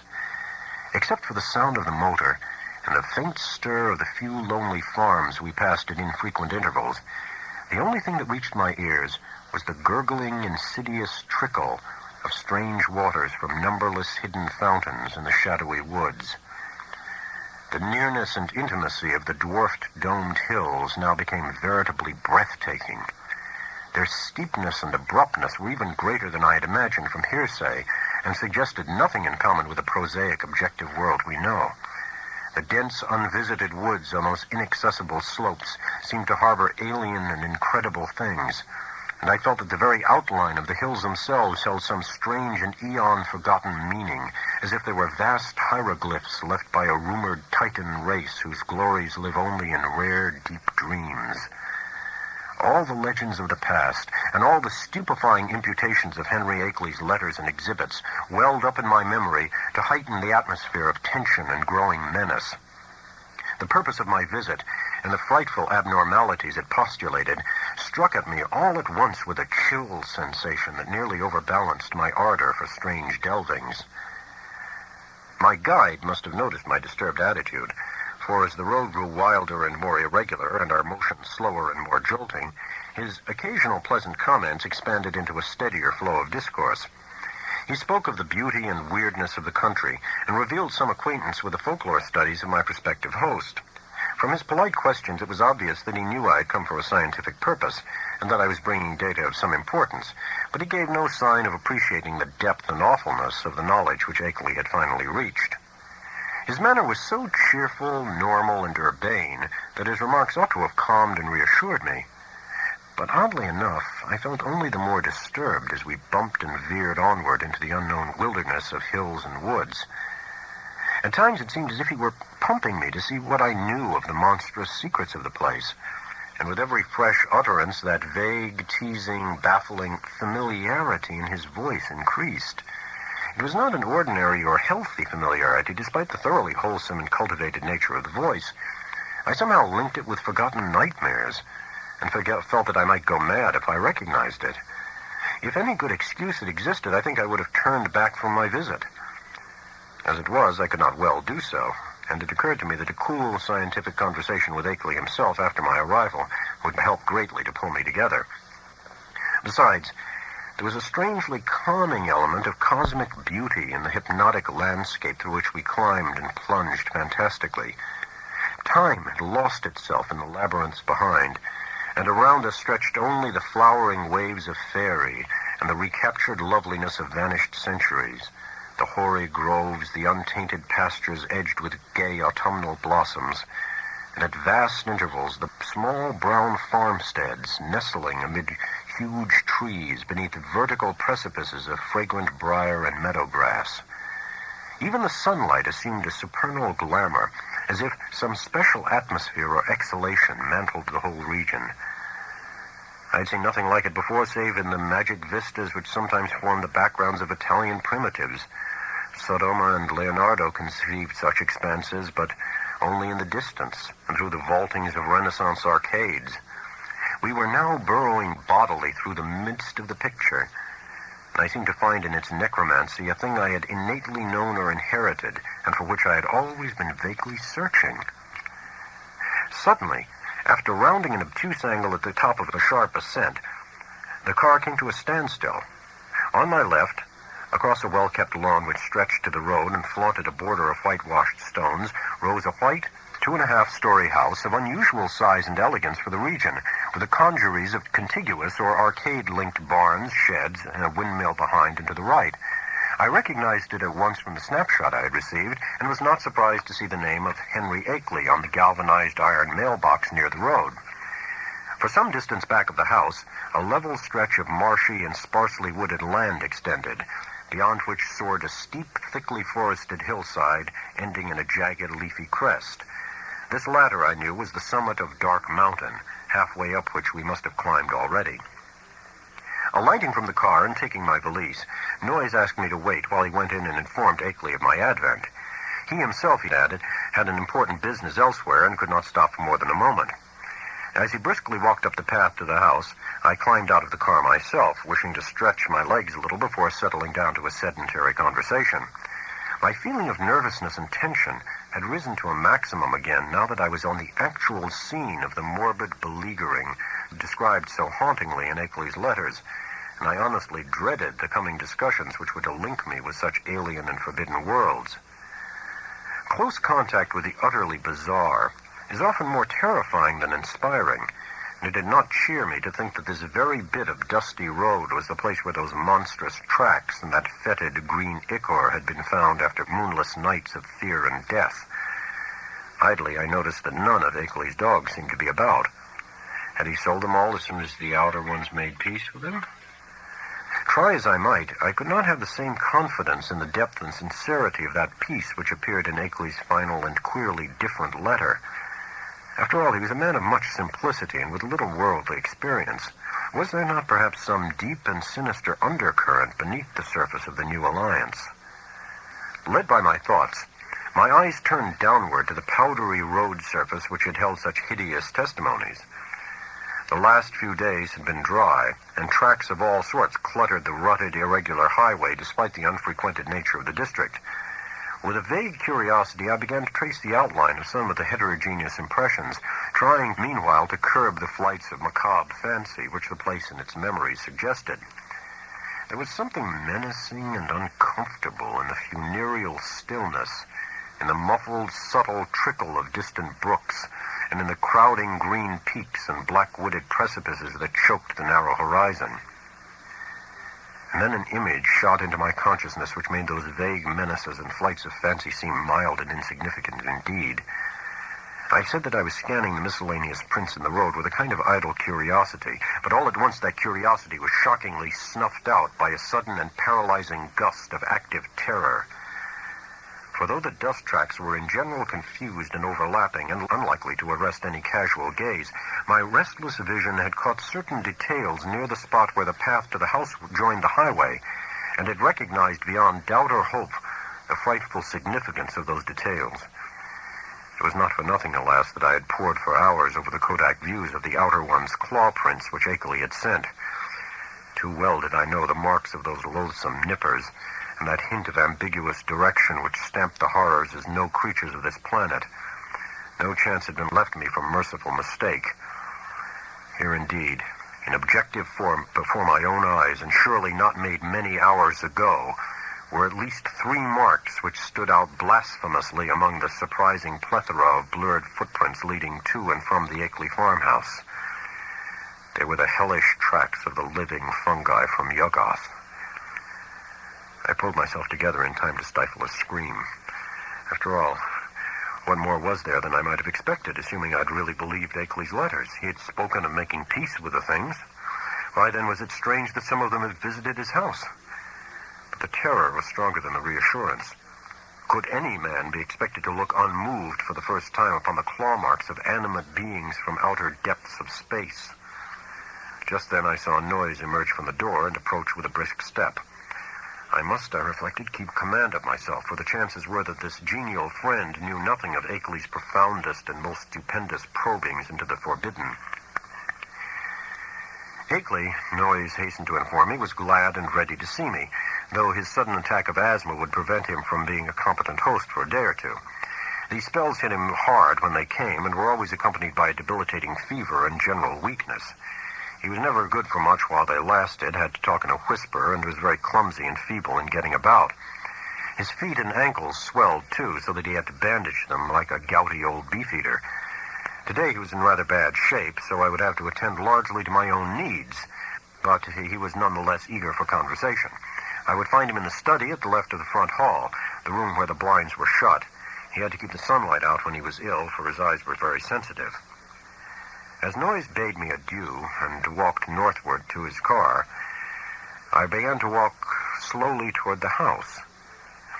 The door had been left ajar for me, but before approaching and entering, I cast a searching glance about the whole place, trying to decide what had struck me as so intangibly queer about it. The barns and sheds looked trimly prosaic enough, and I noticed Akeley's battered Ford and its capacious, unguarded shelter. Then the secret of the queerness reached me. It was the total silence. Ordinarily, a farm is at least moderately murmurous from its various kinds of livestock, but here all signs of life were missing. What of the hens and the hogs? The cows, of which Akeley said he possessed several, might conceivably be out to pasture, and the dogs might possibly have been sold, but the absence of any trace of cackling or grunting was truly singular. I did not pause long on the path, but resolutely entered the open house door and closed it behind me. It had cost me a distinct psychological effort to do so, and now that I was shut inside, I had a momentary longing for precipitate retreat. Not that the place was in the least sinister in visual suggestion. On the contrary, I thought the graceful late colonial hallway very tasteful and wholesome, and admired the evident breeding of the man who had furnished it. What made me wish to flee was something very attenuated and indefinable. Perhaps it was a certain odd odor which I thought I noticed, though I well knew how common musty odors are even in the best of ancient farmhouses. Refusing to let these cloudy qualms overmaster me, I recalled Noyes' instructions and pushed open the 6-paneled, brass-latched white door on my left. The room beyond was darkened, as I had known before. As I entered it, I noticed that the queer odor was stronger here. There likewise appeared to be some faint, half-imaginary rhythm or vibration in the air. For a moment, the closed blinds allowed me to see very little, but then a kind of apologetic hacking or whispering sound drew my attention to a great easy chair in the farther, darker corner of the room. Within its shadowy depths, I saw the white blur of a man's face and hands, and in a moment I had crossed to greet the figure who had tried to speak. Dim though the light was, I perceived that this was indeed my host. I had studied the Kodak picture repeatedly, and there could be no mistake about this firm, weather-beaten face with a cropped, grizzled beard. But as I looked again, my recognition was mixed with sadness and anxiety, for certainly his face was that of a very sick man. I felt that there must be something more than asthma behind that strained, rigid, immobile expression and unwinking, glassy stare, and realized how terribly the strain of his frightful experiences must have told on him. Was it not enough to break any human being, even a younger man than this intrepid delver, into the forbidden? The strange and sudden relief, I feared, had come too late to save him from something like a general breakdown. There was a touch of the pitiful in the limp, lifeless way his lean hands rested in his lap. He had on a loose dressing gown, and was swathed around the head and high around the neck with a vivid yellow scarf or hood. And then I saw that he was trying to talk in the same hacking whisper with which he had greeted me. It was a hard whisper to catch at first, since the gray mustache concealed all movements of the lips, and something in its timbre disturbed me greatly. But by concentrating my attention, I could soon make out its purport surprisingly well. The accent was by no means a rustic one, and the language was even more polished than correspondence had led me to expect. Mr. Wilmarth, I presume. You must pardon my not rising. I'm quite ill, as Mr. Noyes must have told you, but I could not resist having you come just the same. You know what I wrote in my last letter. There's so much to tell you tomorrow when I shall feel better. I can't say how glad I am to see you in person after our many letters. You have the file with you, of course, and the Kodak prints and the records. Noyes put your valise in the hall. I suppose you saw it. For tonight, I fear you'll have to wait on yourself to a great extent. Your room is upstairs, the one over this, and you'll see the bathroom door open at the head of the staircase. There's a meal spread for you in the dining room, right through this door at your right, which you can take whenever you feel like it. I'll be a better host tomorrow, but just now weakness leaves me helpless. Make yourself at home. You might take out the letters and pictures and records and put them on the table here before you go upstairs with your bag. It is here that we shall discuss them. You can see my phonograph on my corner stand. No, thanks. There's nothing you can do for me. I know these spells of old. Just come back for a little quiet visiting before night, and then go to bed when you please. I'll rest right here, perhaps sleep here all night, as I often do. In the morning, I'll be far better able to go into the things we must go into. You realize, of course, the utterly stupendous nature of the matter before us. To us, as to only a few men on this earth, there will be opened up gulfs of time and space and knowledge beyond anything within the conception of human science or philosophy. Do you know that Einstein is wrong, and that certain objects and forces can move with a velocity greater than that of light? With proper aid, I expect to go backward and forward in time and actually see and feel the earth of remote past and future epochs. You can't imagine the degree to which those beings have carried science. There is nothing they can't do with the mind and body of living organisms. I expect to visit other planets and even other stars and galaxies. The first trip will be to Yuggoth, the nearest world fully peopled by the beings. It is a strange, dark orb at the very rim of our solar system, unknown to earthly astronomers as yet. But I must have written you about this. At the proper time, you know, the beings there will direct thought currents toward us and cause it to be discovered, and perhaps let one of their human allies give the scientists a hint. There are mighty cities on Yuggoth, great tiers of terraced towers built of black stone like that specimen I tried to send you. That came from Yuggoth.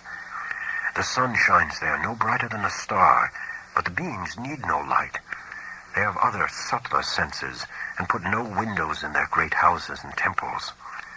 Light even hurts and hampers and confuses them, for it did not exist at all in the black cosmos outside time and space where they came from originally. To visit Yuggoth would drive any weak man mad. Yet I am going there.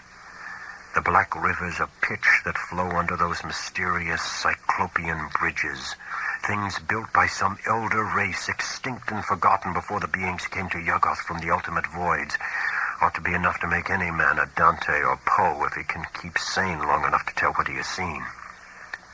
But remember, that dark world of fungoid gardens and windowless cities isn't really terrible. It is only to us that it would seem so. Perhaps this world seemed just as terrible to the beings when they first explored it in the primal age. You know, they were over here long before the fabulous epic of Cthulhu was over.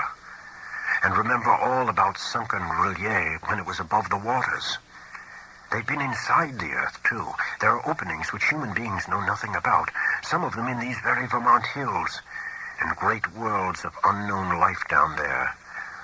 Blue-litten Kenyan, red-litten Yoth, and black lightless Nkai. It's from Nkai that the frightful Tsathoggua came. You know, the amorphous toad-like god creature mentioned in the Pnakotic manuscripts and the Necronomicon and the Comorium myth cycle preserved by the Atlantean high priest Klakash-Ton. But we will talk of all of this later. It must be 4 or 5 o'clock by this time. Bring the stuff from your bag, take a bite, and come back for a comfortable chat. Very slowly I turned and began to obey my host, fetching my valise, extracting and depositing the desired articles, and finally ascending to the room designated as mine. With the memory of that roadside claw print fresh in my mind, Akeley's whispered paragraphs had affected me clearly, and the hints of familiarity with this unknown world of fungus life, forbidden Yuggoth, made my flesh creep more than I dared to own. I was tremendously sorry about Akeley's illness, but I had to confess that his hoarse whisper had a hateful as well as a pitiful quality. If only he wouldn't gloat so about Yuggoth and its black secrets. My room proved a very pleasant and well-furnished one, devoid alike of the musty odor and disturbing sense of vibration. And after leaving my valise there, I descended again to greet Akeley and take the lunch he had set out for me. The dining room was just beyond the study, and I saw that a kitchen L extended still further in the same direction. On the dining table, an ample array of sandwiches, cake, and cheese awaited me, and a hot thermos bottle beside a cup and saucer testified that hot coffee had not been forgotten. After a well-relished meal, I poured myself a liberal cup of coffee, but found that the culinary standard had suffered a lapse in this one detail. My first spoonful revealed a faintly unpleasant acrid taste, so that I did not take more. Throughout the lunch, I thought of Akeley sitting silently in the great chair in the darkened next room. Once I went in to beg him to share the repast, but he whispered that he would eat nothing as yet. Later on, just before he slept, he would take some malted milk, all he ought to have that day. After lunch, I insisted on clearing the dishes away and washing them in the kitchen sink, incidentally emptying the coffee, which I had not been able to appreciate. Then, returning to the darkened study, I drew up a chair near my host's corner and prepared for such conversation as he might feel inclined to conduct. The letters, pictures, and record were still on the large center table, but for the nonce we did not have to draw upon them. Before long, I forgot even the bizarre odor and curious suggestions of vibration. I've said that there were things in some of Akeley's letters, especially the second and most voluminous one, which I would not dare to quote or even form into words on paper. This hesitancy applies with still greater force to the things I heard whispered that evening in the darkened room among the lonely, haunted hills. Of the extent of the cosmic horrors unfolded by that raucous voice I cannot even hint. He had known hideous things before, but what he had learned since making his pact with the outside things was almost too much for sanity to bear. Even now, I absolutely refuse to believe what he implied about the constitution of ultimate infinity, the juxtaposition of dimensions, and the frightful position of our known cosmos of space and time in the unending chain of linked cosmos atoms, which makes up the immediate supercosmos of curves, angles, and material and semi-material electronic organization. Never was a sane man more dangerously close to the arcana of basic entity. Never was an organic brain nearer to utter annihilation in the chaos that transcends form and force and symmetry. I learned whence Cthulhu first came, and why half the great temporary stars of history had flared forth. I guessed from hints which made even my informant pause timidly the secret behind the Magellanic clouds and globular nebulae, and the black truth revealed by the immemorial allegory of Tao. The nature of the Doels was plainly revealed, and I was told the essence, though not the source, of the hounds of Tyndalos.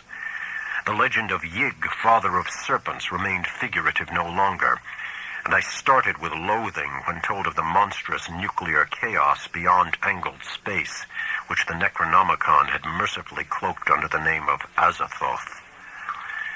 It was shocking to have the foulest nightmares of secret myth cleared up in concrete terms, whose stark, morbid hatefulness exceeded the boldest hints of ancient and medieval mystics.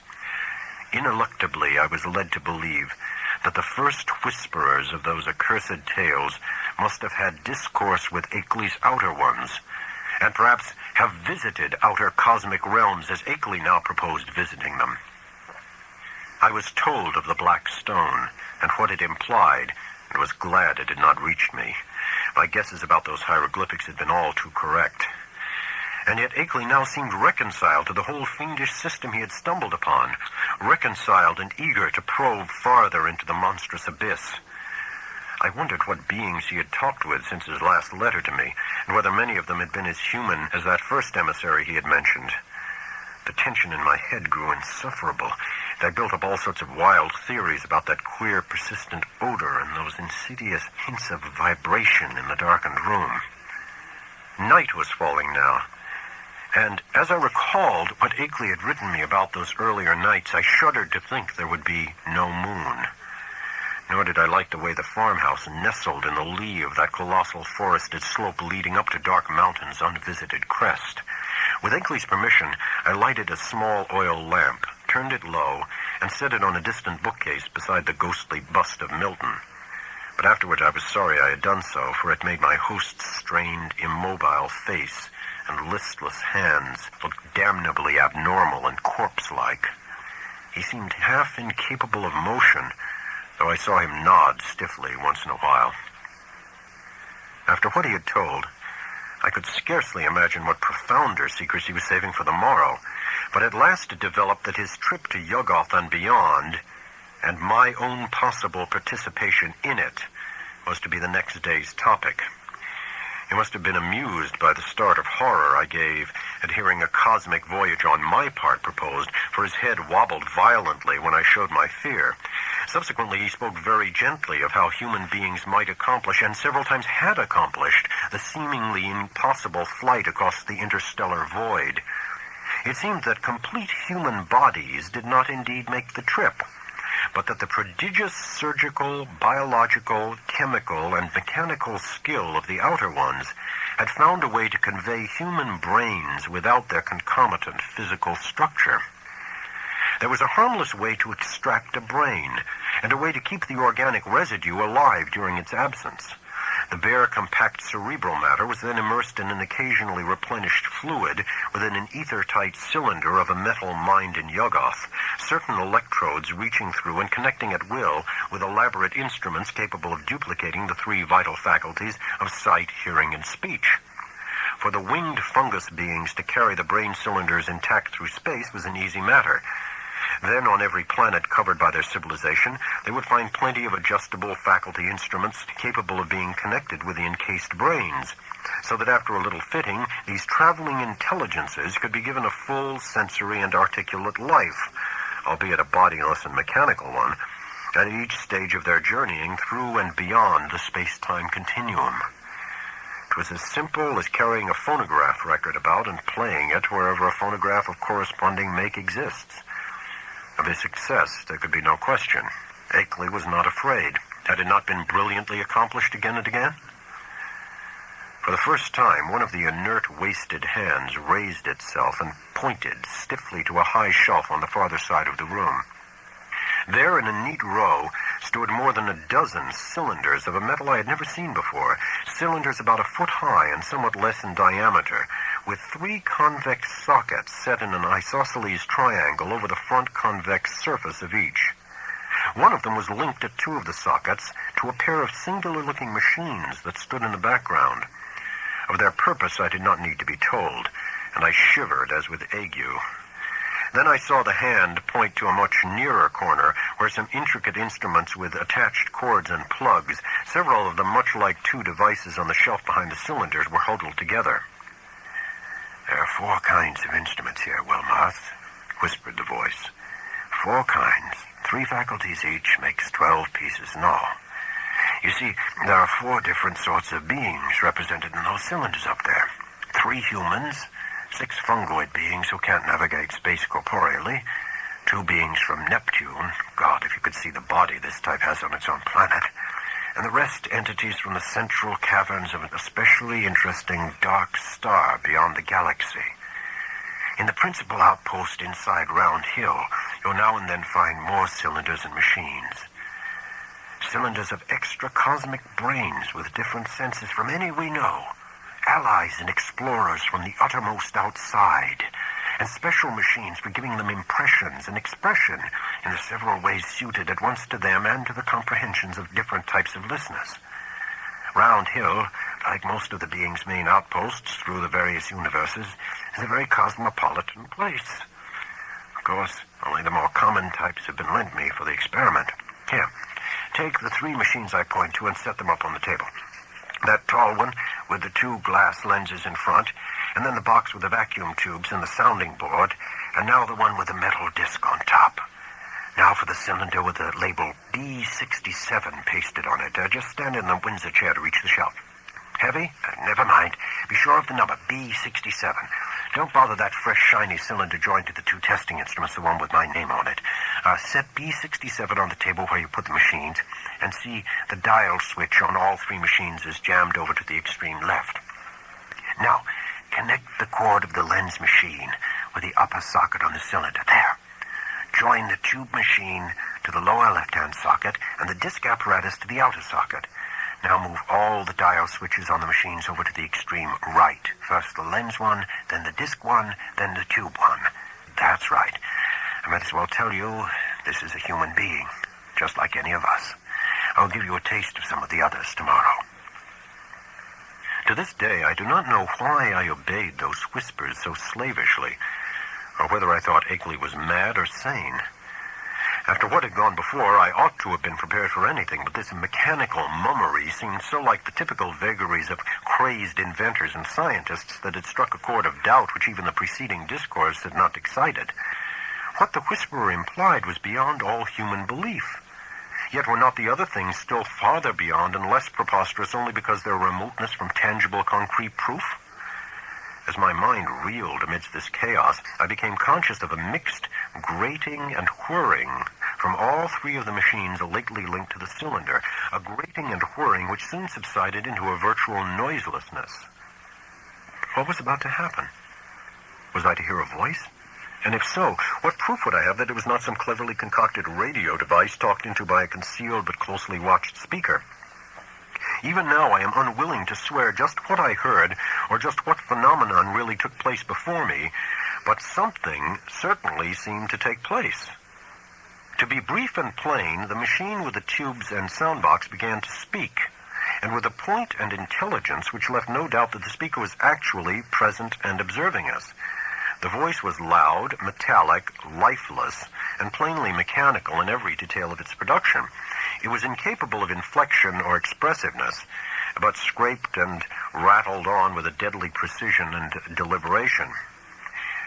"Mr. Wilmarth," it said, "I hope I do not startle you. I am a human being like yourself, though my body is now resting safely under a proper vitalizing treatment inside Round Hill, about 1.5 miles east of here. I myself am here with you. My brain is in that cylinder, and I see, hear, and speak through these electronic vibrators.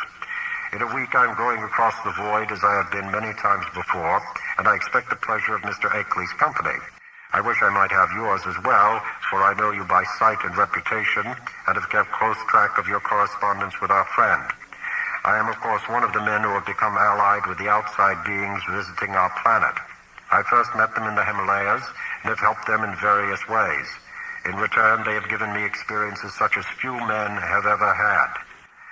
Do you realize what it means when I say I have been on 37 different celestial bodies, planets, dark stars, and less definable objects, including 8 outside our galaxy and 2 outside the curved cosmos of space and time. All this has not harmed me in the least. My brain has been removed from my body by fissions so adroit that it would be crude to call the operation surgery. The visiting beings have methods which make these extractions easy and almost normal, and one's body never ages when the brain is out of it. The brain, I might add, is virtually immortal with its mechanical faculties and the limited nourishment supplied by occasional changes of the preserving fluid. Altogether, I hope most heartily that you will decide to come with Mr. Akeley and me. The visitors are eager to know men of intelligence and knowledge like yourself, and to show them the great abysses that most of us have had to dream about in fanciful ignorance. It may seem strange at first to meet them, but I know you will be above minding that. I think Mr. Noyes will go along too, the man who doubtless brought you up here in his car. He has been one of us for years. I suppose you recognized his voice as one of those on the record Mr. Akeley sent you. At my violent start, the speakers paused a moment before concluding. So, Mr. Wilmot, I will leave the matter to you, merely adding that a man with your love of strangeness and folklore ought never to miss such a chance as this. There is nothing to fear. All transitions are painless, and there is much to enjoy in a wholly mechanized state of sensation. When the electrodes are disconnected, one merely drops off into a sleep of especially vivid and fantastic dreams. And now, if you don't mind, we might adjourn our session till tomorrow. Good night.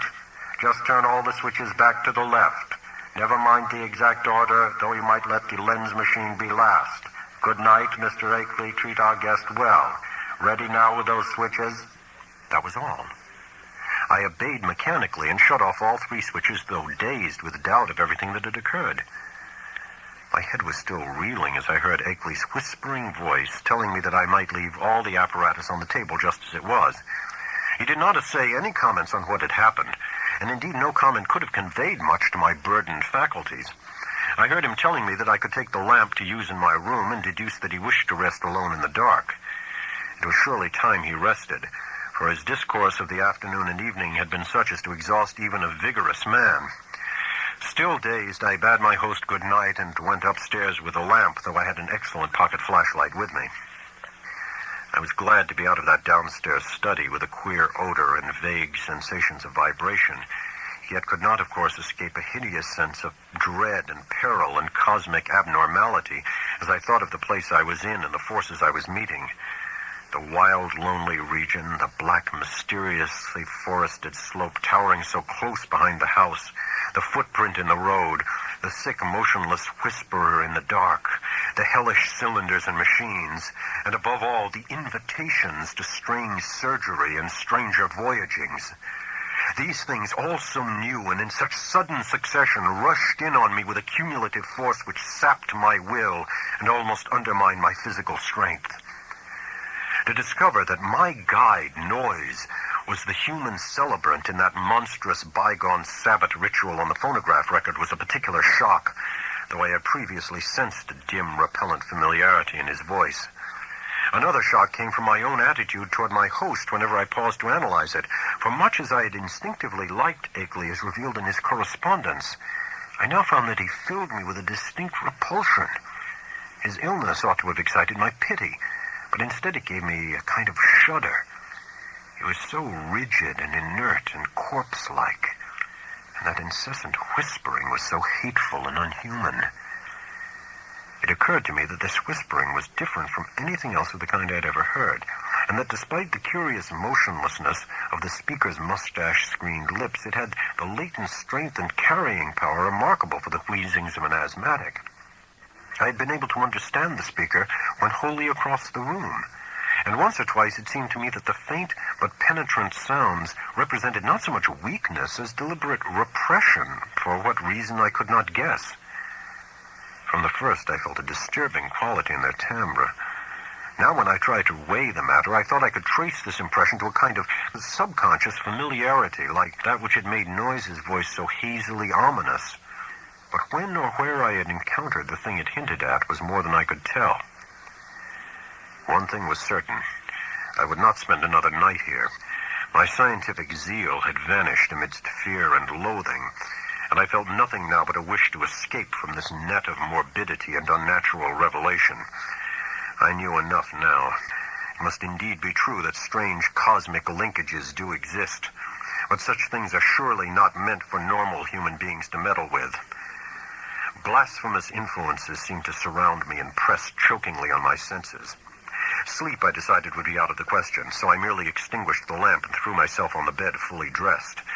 No doubt it was absurd, but I kept ready for some unknown emergency, gripping in my right hand the revolver I had brought along and holding the pocket flashlight in my left.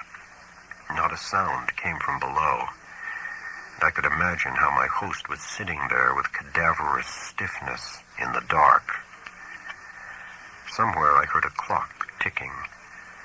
I was vaguely grateful for the normality of the sound. It reminded me, though, of another thing about the region which disturbed me, the total absence of animal life. There were certainly no farm beasts about, and now I realized that even the accustomed night noises of wild living things were absent. Except for the sinister trickle of distant unseen waters, that stillness was anomalous, interplanetary, and I wondered what star-spawned, intangible blight could be hanging over the region. I recalled from old legends that dogs and other beasts had always hated the outer ones, and thought of what those tracks on the road might mean. Do not ask me how long my unexpected lapse into slumber lasted, or how much of what ensued was sheer dream. If I tell you that I awaked at a certain time and heard and saw certain things, you will merely answer that I did not wake then, that everything was a dream until the moment when I rushed out of the house, stumbled into the shed where I'd seen the old Ford, and seized that ancient vehicle for a mad, aimless race over the haunted hills, which at last landed me after hours of jolting and winding through forest-threatened labyrinths in a village which turned out to be Townsend. You will also, of course, discount everything else in my report and declare that the pictures, record sounds, cylinder and machine sounds, and kindred evidences were bits of pure deception practiced on me by the missing Henry Akeley. You might even hint that he conspired with other eccentrics to carry out a silly and elaborate hoax, that he had the express shipment removed at Keene, and that he had Noyes make that terrifying wax record. It is odd, though, that Noyes has not ever been identified, and that he was unknown at any of the villages near Akeley's place, though he must have frequently been in the region.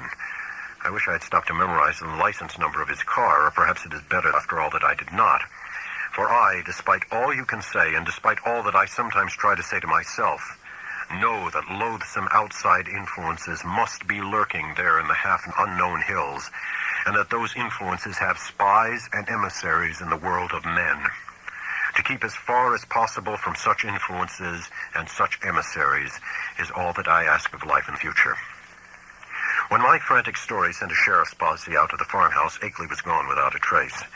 His loose dressing gown, yellow scarf, and foot bandages lay on the study floor near his corner easy chair, and it could not be decided whether any of his other apparel had vanished with him. The dogs and livestock were indeed missing, and there were some curious bullet holes both in the house's exterior and on some of the walls within.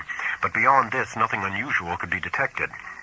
No cylinders or machines, none of the evidences I had brought in my valise, no queer odor or vibration sense, no footprints in the road, and none of the problematical things I had glimpsed at the very last. I stayed a week in Brattleboro after my escape, making inquiries among people of every kind who had known Akeley, and the results convince me that the matter is no figment of dream or delusion. Akeley's queer purchases of dogs and ammunitions and chemicals and the cutting of his telephone wires are matters of record, while all who knew him, including his son in California, concede that his occasional remarks on strange studies had a curious consistency. Solid citizens believe he was mad, and unhesitatingly pronounce all reported evidences mere hoaxes devised with insane cunning and perhaps abetted by eccentric associates. But the lowlier country folk sustain his statements in every detail. He had showed some of these rustics his photographs in black stone, and had played the hideous record for them, and they all said the footprints and buzzing voice were like those described in ancestral legends.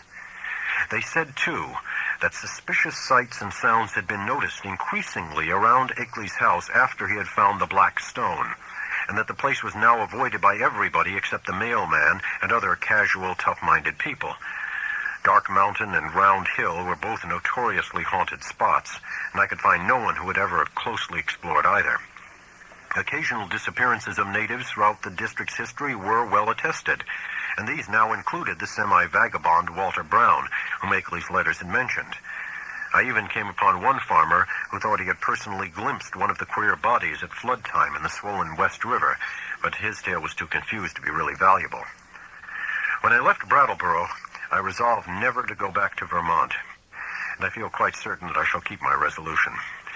Those wild hills are surely the outpost of a frightful cosmic race, as I doubt all the less since reading that a new 9th planet has been glimpsed beyond Neptune, just as those influences had said it would be glimpsed.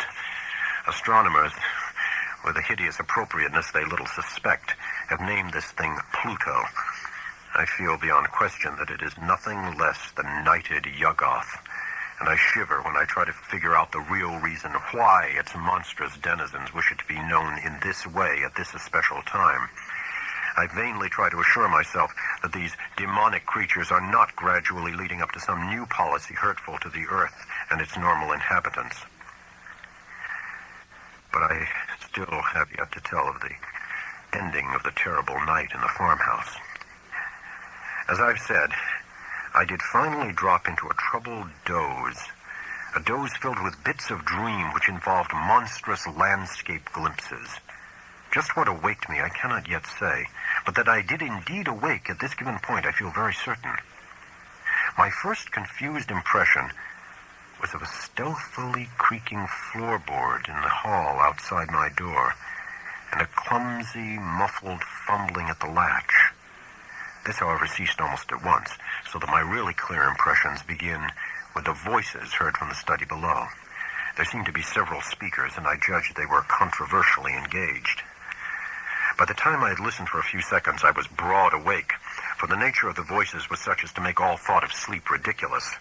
The tones were curiously varied, and no one who had listened to that accursed phonograph record could harbor any doubts about the nature of at least 2 of them. Hideous though the idea was, I knew that I was under the same roof with nameless beings from abysmal space, for those 2 voices were unmistakably the blasphemous buzzings which the outside beings used in their communication with men. The 2 were individually different in pitch, accent, and tempo, but they were both of the same damnable general kind. A third voice was indubitably that of a mechanical utterance machine connected with one of the detached brains in the cylinders. There was little doubt about that as to the buzzings, for the loud, metallic, lifeless voice of the previous evening, with its inflectionless, expressionless scraping and rattling, and its impersonal precision and deliberation, had been utterly unforgettable. For a time I did not pause to question whether the intelligence behind the scraping was the identical one which had formerly talked to me. But shortly afterward I reflected that any brain would emit vocal sounds of the same quality if linked to the same mechanical speech producer, the only possible differences being in language, rhythm, speech, and pronunciation. To complete the eldritch colloquy, there were 2 actually human voices, one the crude speech of an unknown and evidently rustic man, and the other the suave Bostonian tones of the erstwhile guide Noise. As I tried to catch the words which the stoutly fashioned floor so bafflingly intercepted, I was also conscious of a great deal of stirring and scratching and shuffling in the room below, so that I could not escape the impression that it was full of living beings, many more than the few whose speech I could single out. The exact nature of this stirring is extremely hard to describe, for very few good bases of comparison exist. Objects seemed now and then to move across the room like conscious entities, the sound of their footfalls having something about it like a loose, hard-surfaced clattering, as of the contact of ill-coordinated surfaces of horn or hard rubber.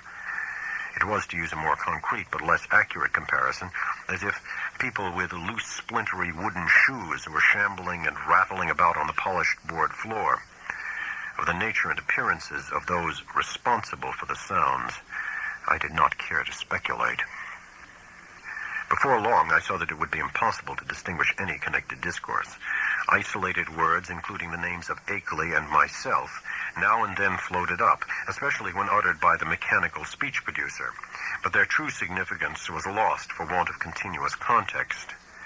Today I refuse to form any definite deductions from them.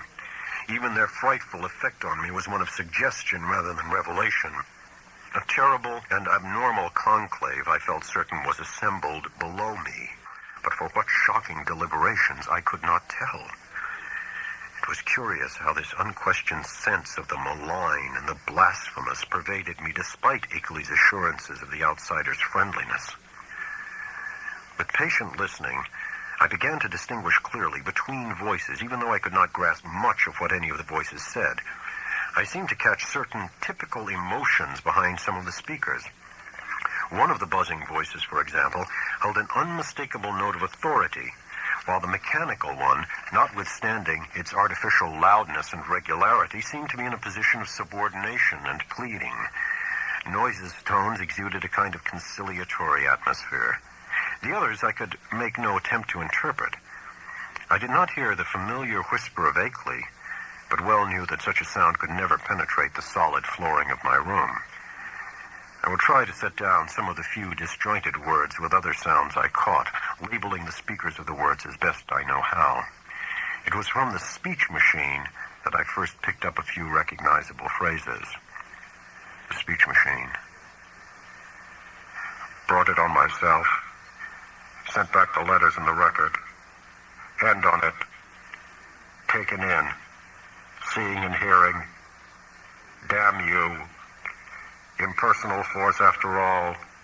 Fresh, shiny cylinder. Great God. First buzzing voice. Time we stopped. Small and human. Akeley. Brain. Saying. Second buzzing voice. Nyarlathotep. Wilmot. Records and letters. Cheap imposture. Noise. An unpronounceable word, a name possibly Ngathpun. Harmless. Peace. Couple of weeks. Theatrical. Told you that. First buzzing voice. No reason. Original plan. Effects. Noise can watch. Round hill. Fresh cylinder. Noise's car. Noise. Well, all yours. Down here. Rest place. Several voices at once in indistinguishable speech. Many footsteps, including the peculiar loose stirring or clattering. A curious sort of flapping sound. The sound of an automobile starting and receding. Silence. That is the substance of what my ears brought me as I lay rigid upon that strange upstairs bed in the haunted farmhouse among the demoniac hills, lay there fully dressed with a revolver clenched in my right hand and a pocket flashlight gripped in my left. I became, as I said, broad awake, but a kind of obscure paralysis nevertheless kept me inert till long after the last echoes of the sounds had died away. I heard the wooden, deliberate ticking of the ancient Connecticut clock somewhere far below. At last made out the irregular snoring of a sleeper. Akeley must have dozed off after the strange session, and I can well believe that he needed to do so. Just what to think or what to do was more than I could decide. After all, what had I heard beyond things which previous information had led me to expect? Had I not known that the nameless outsiders were now freely admitted to the farmhouse?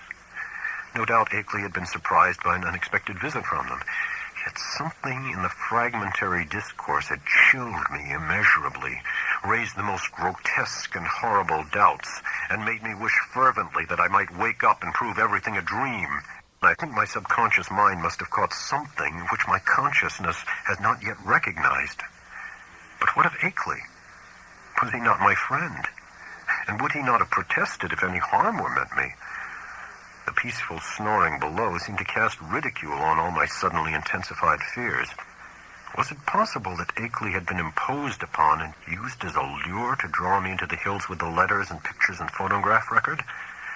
Did those beings mean to engulf us both in a common destruction because we had come to know too much? Again, I thought of the abruptness and unnaturalness of that change in the situation which must have occurred between Akeley's penultimate and final letters.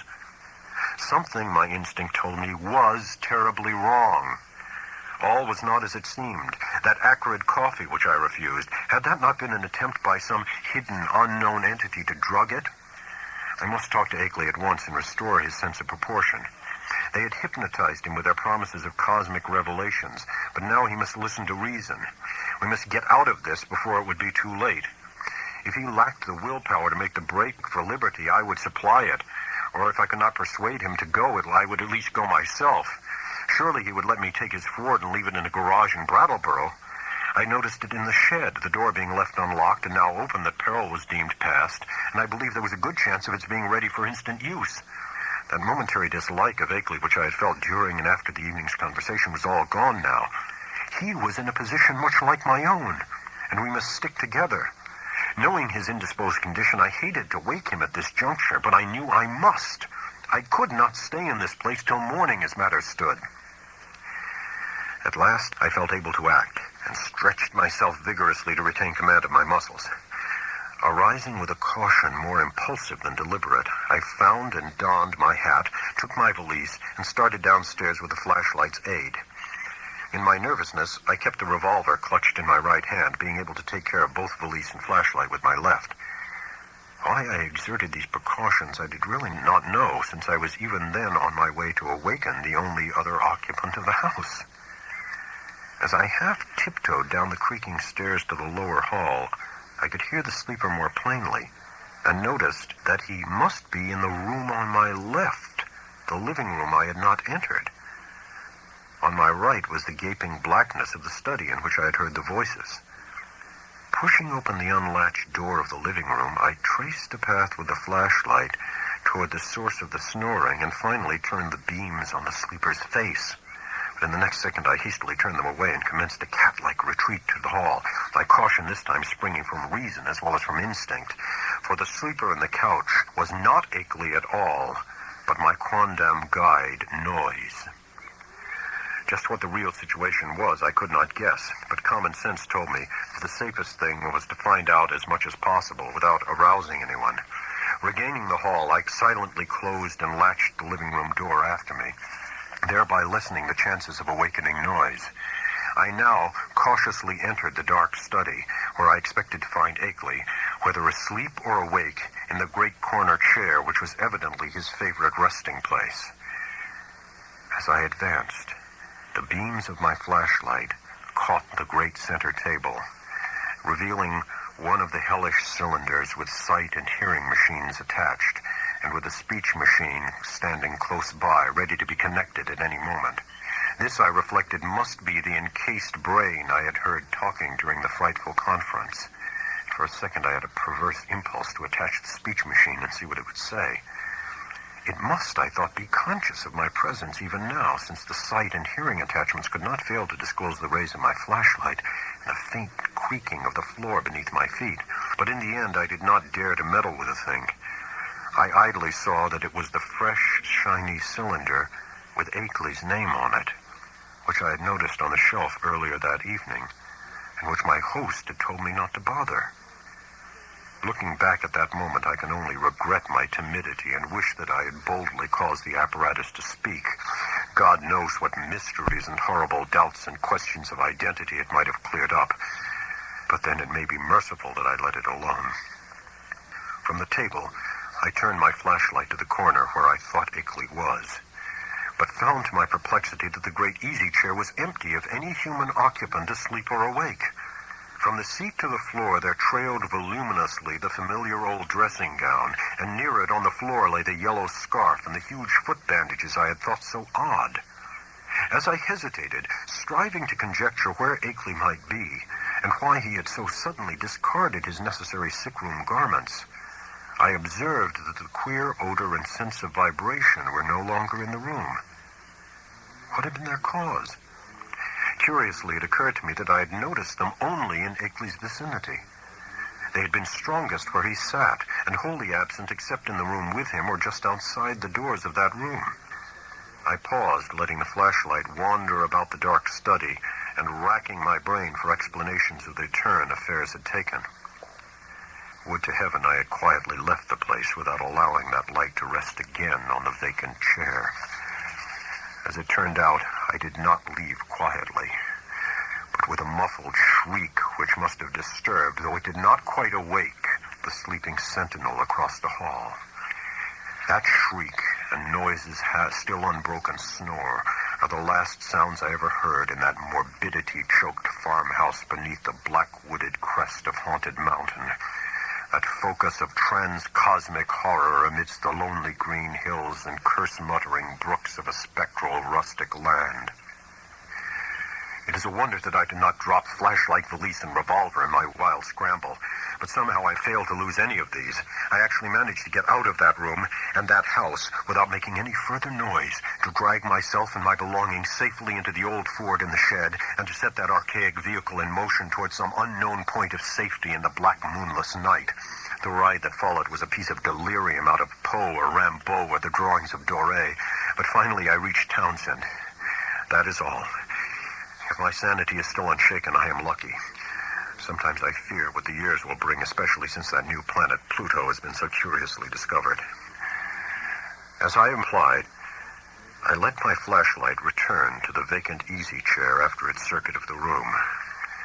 Then, noticing for the first time the presence of certain objects in the seat made inconspicuous by the adjacent loose folds of the empty dressing gown. These are the objects, 3 in number, which the investigators did not find when they came later on. As I said at the outset, there was nothing of actual visual horror about them. The trouble was in what they led one to infer. Even now I have my moments of half-doubt, moments in which I half expect the skepticism of those who attribute my whole experience to dream and nerves and delusion. The 3 things were damnably clever constructions of their kind, and were furnished with ingenious metallic clamps to attach them to organic developments, of which I dare not form any conjecture. I hope, devoutly hope, that they were the waxen products of a master artist, despite what my innermost fears tell me.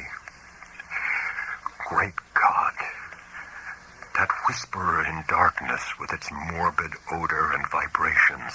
Sorcerer, emissary, changeling, outsider, that hideous repressed buzzing, and all the time in that fresh, shiny cylinder on the shelf. Poor devil. Prodigious surgical, biological, chemical, and mechanical skill. For the things in the chair, perfect to the last subtle detail of microscopic resemblance or identity, were the face and hands of Henry Wentworth Akeley.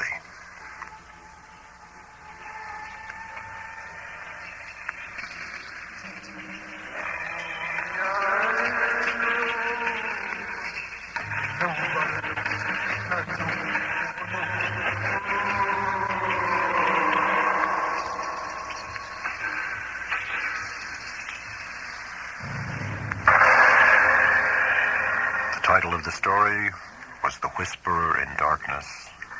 The author, HP Lovecraft. This has been The Graveyard Shift, and my name is Dudley Knight.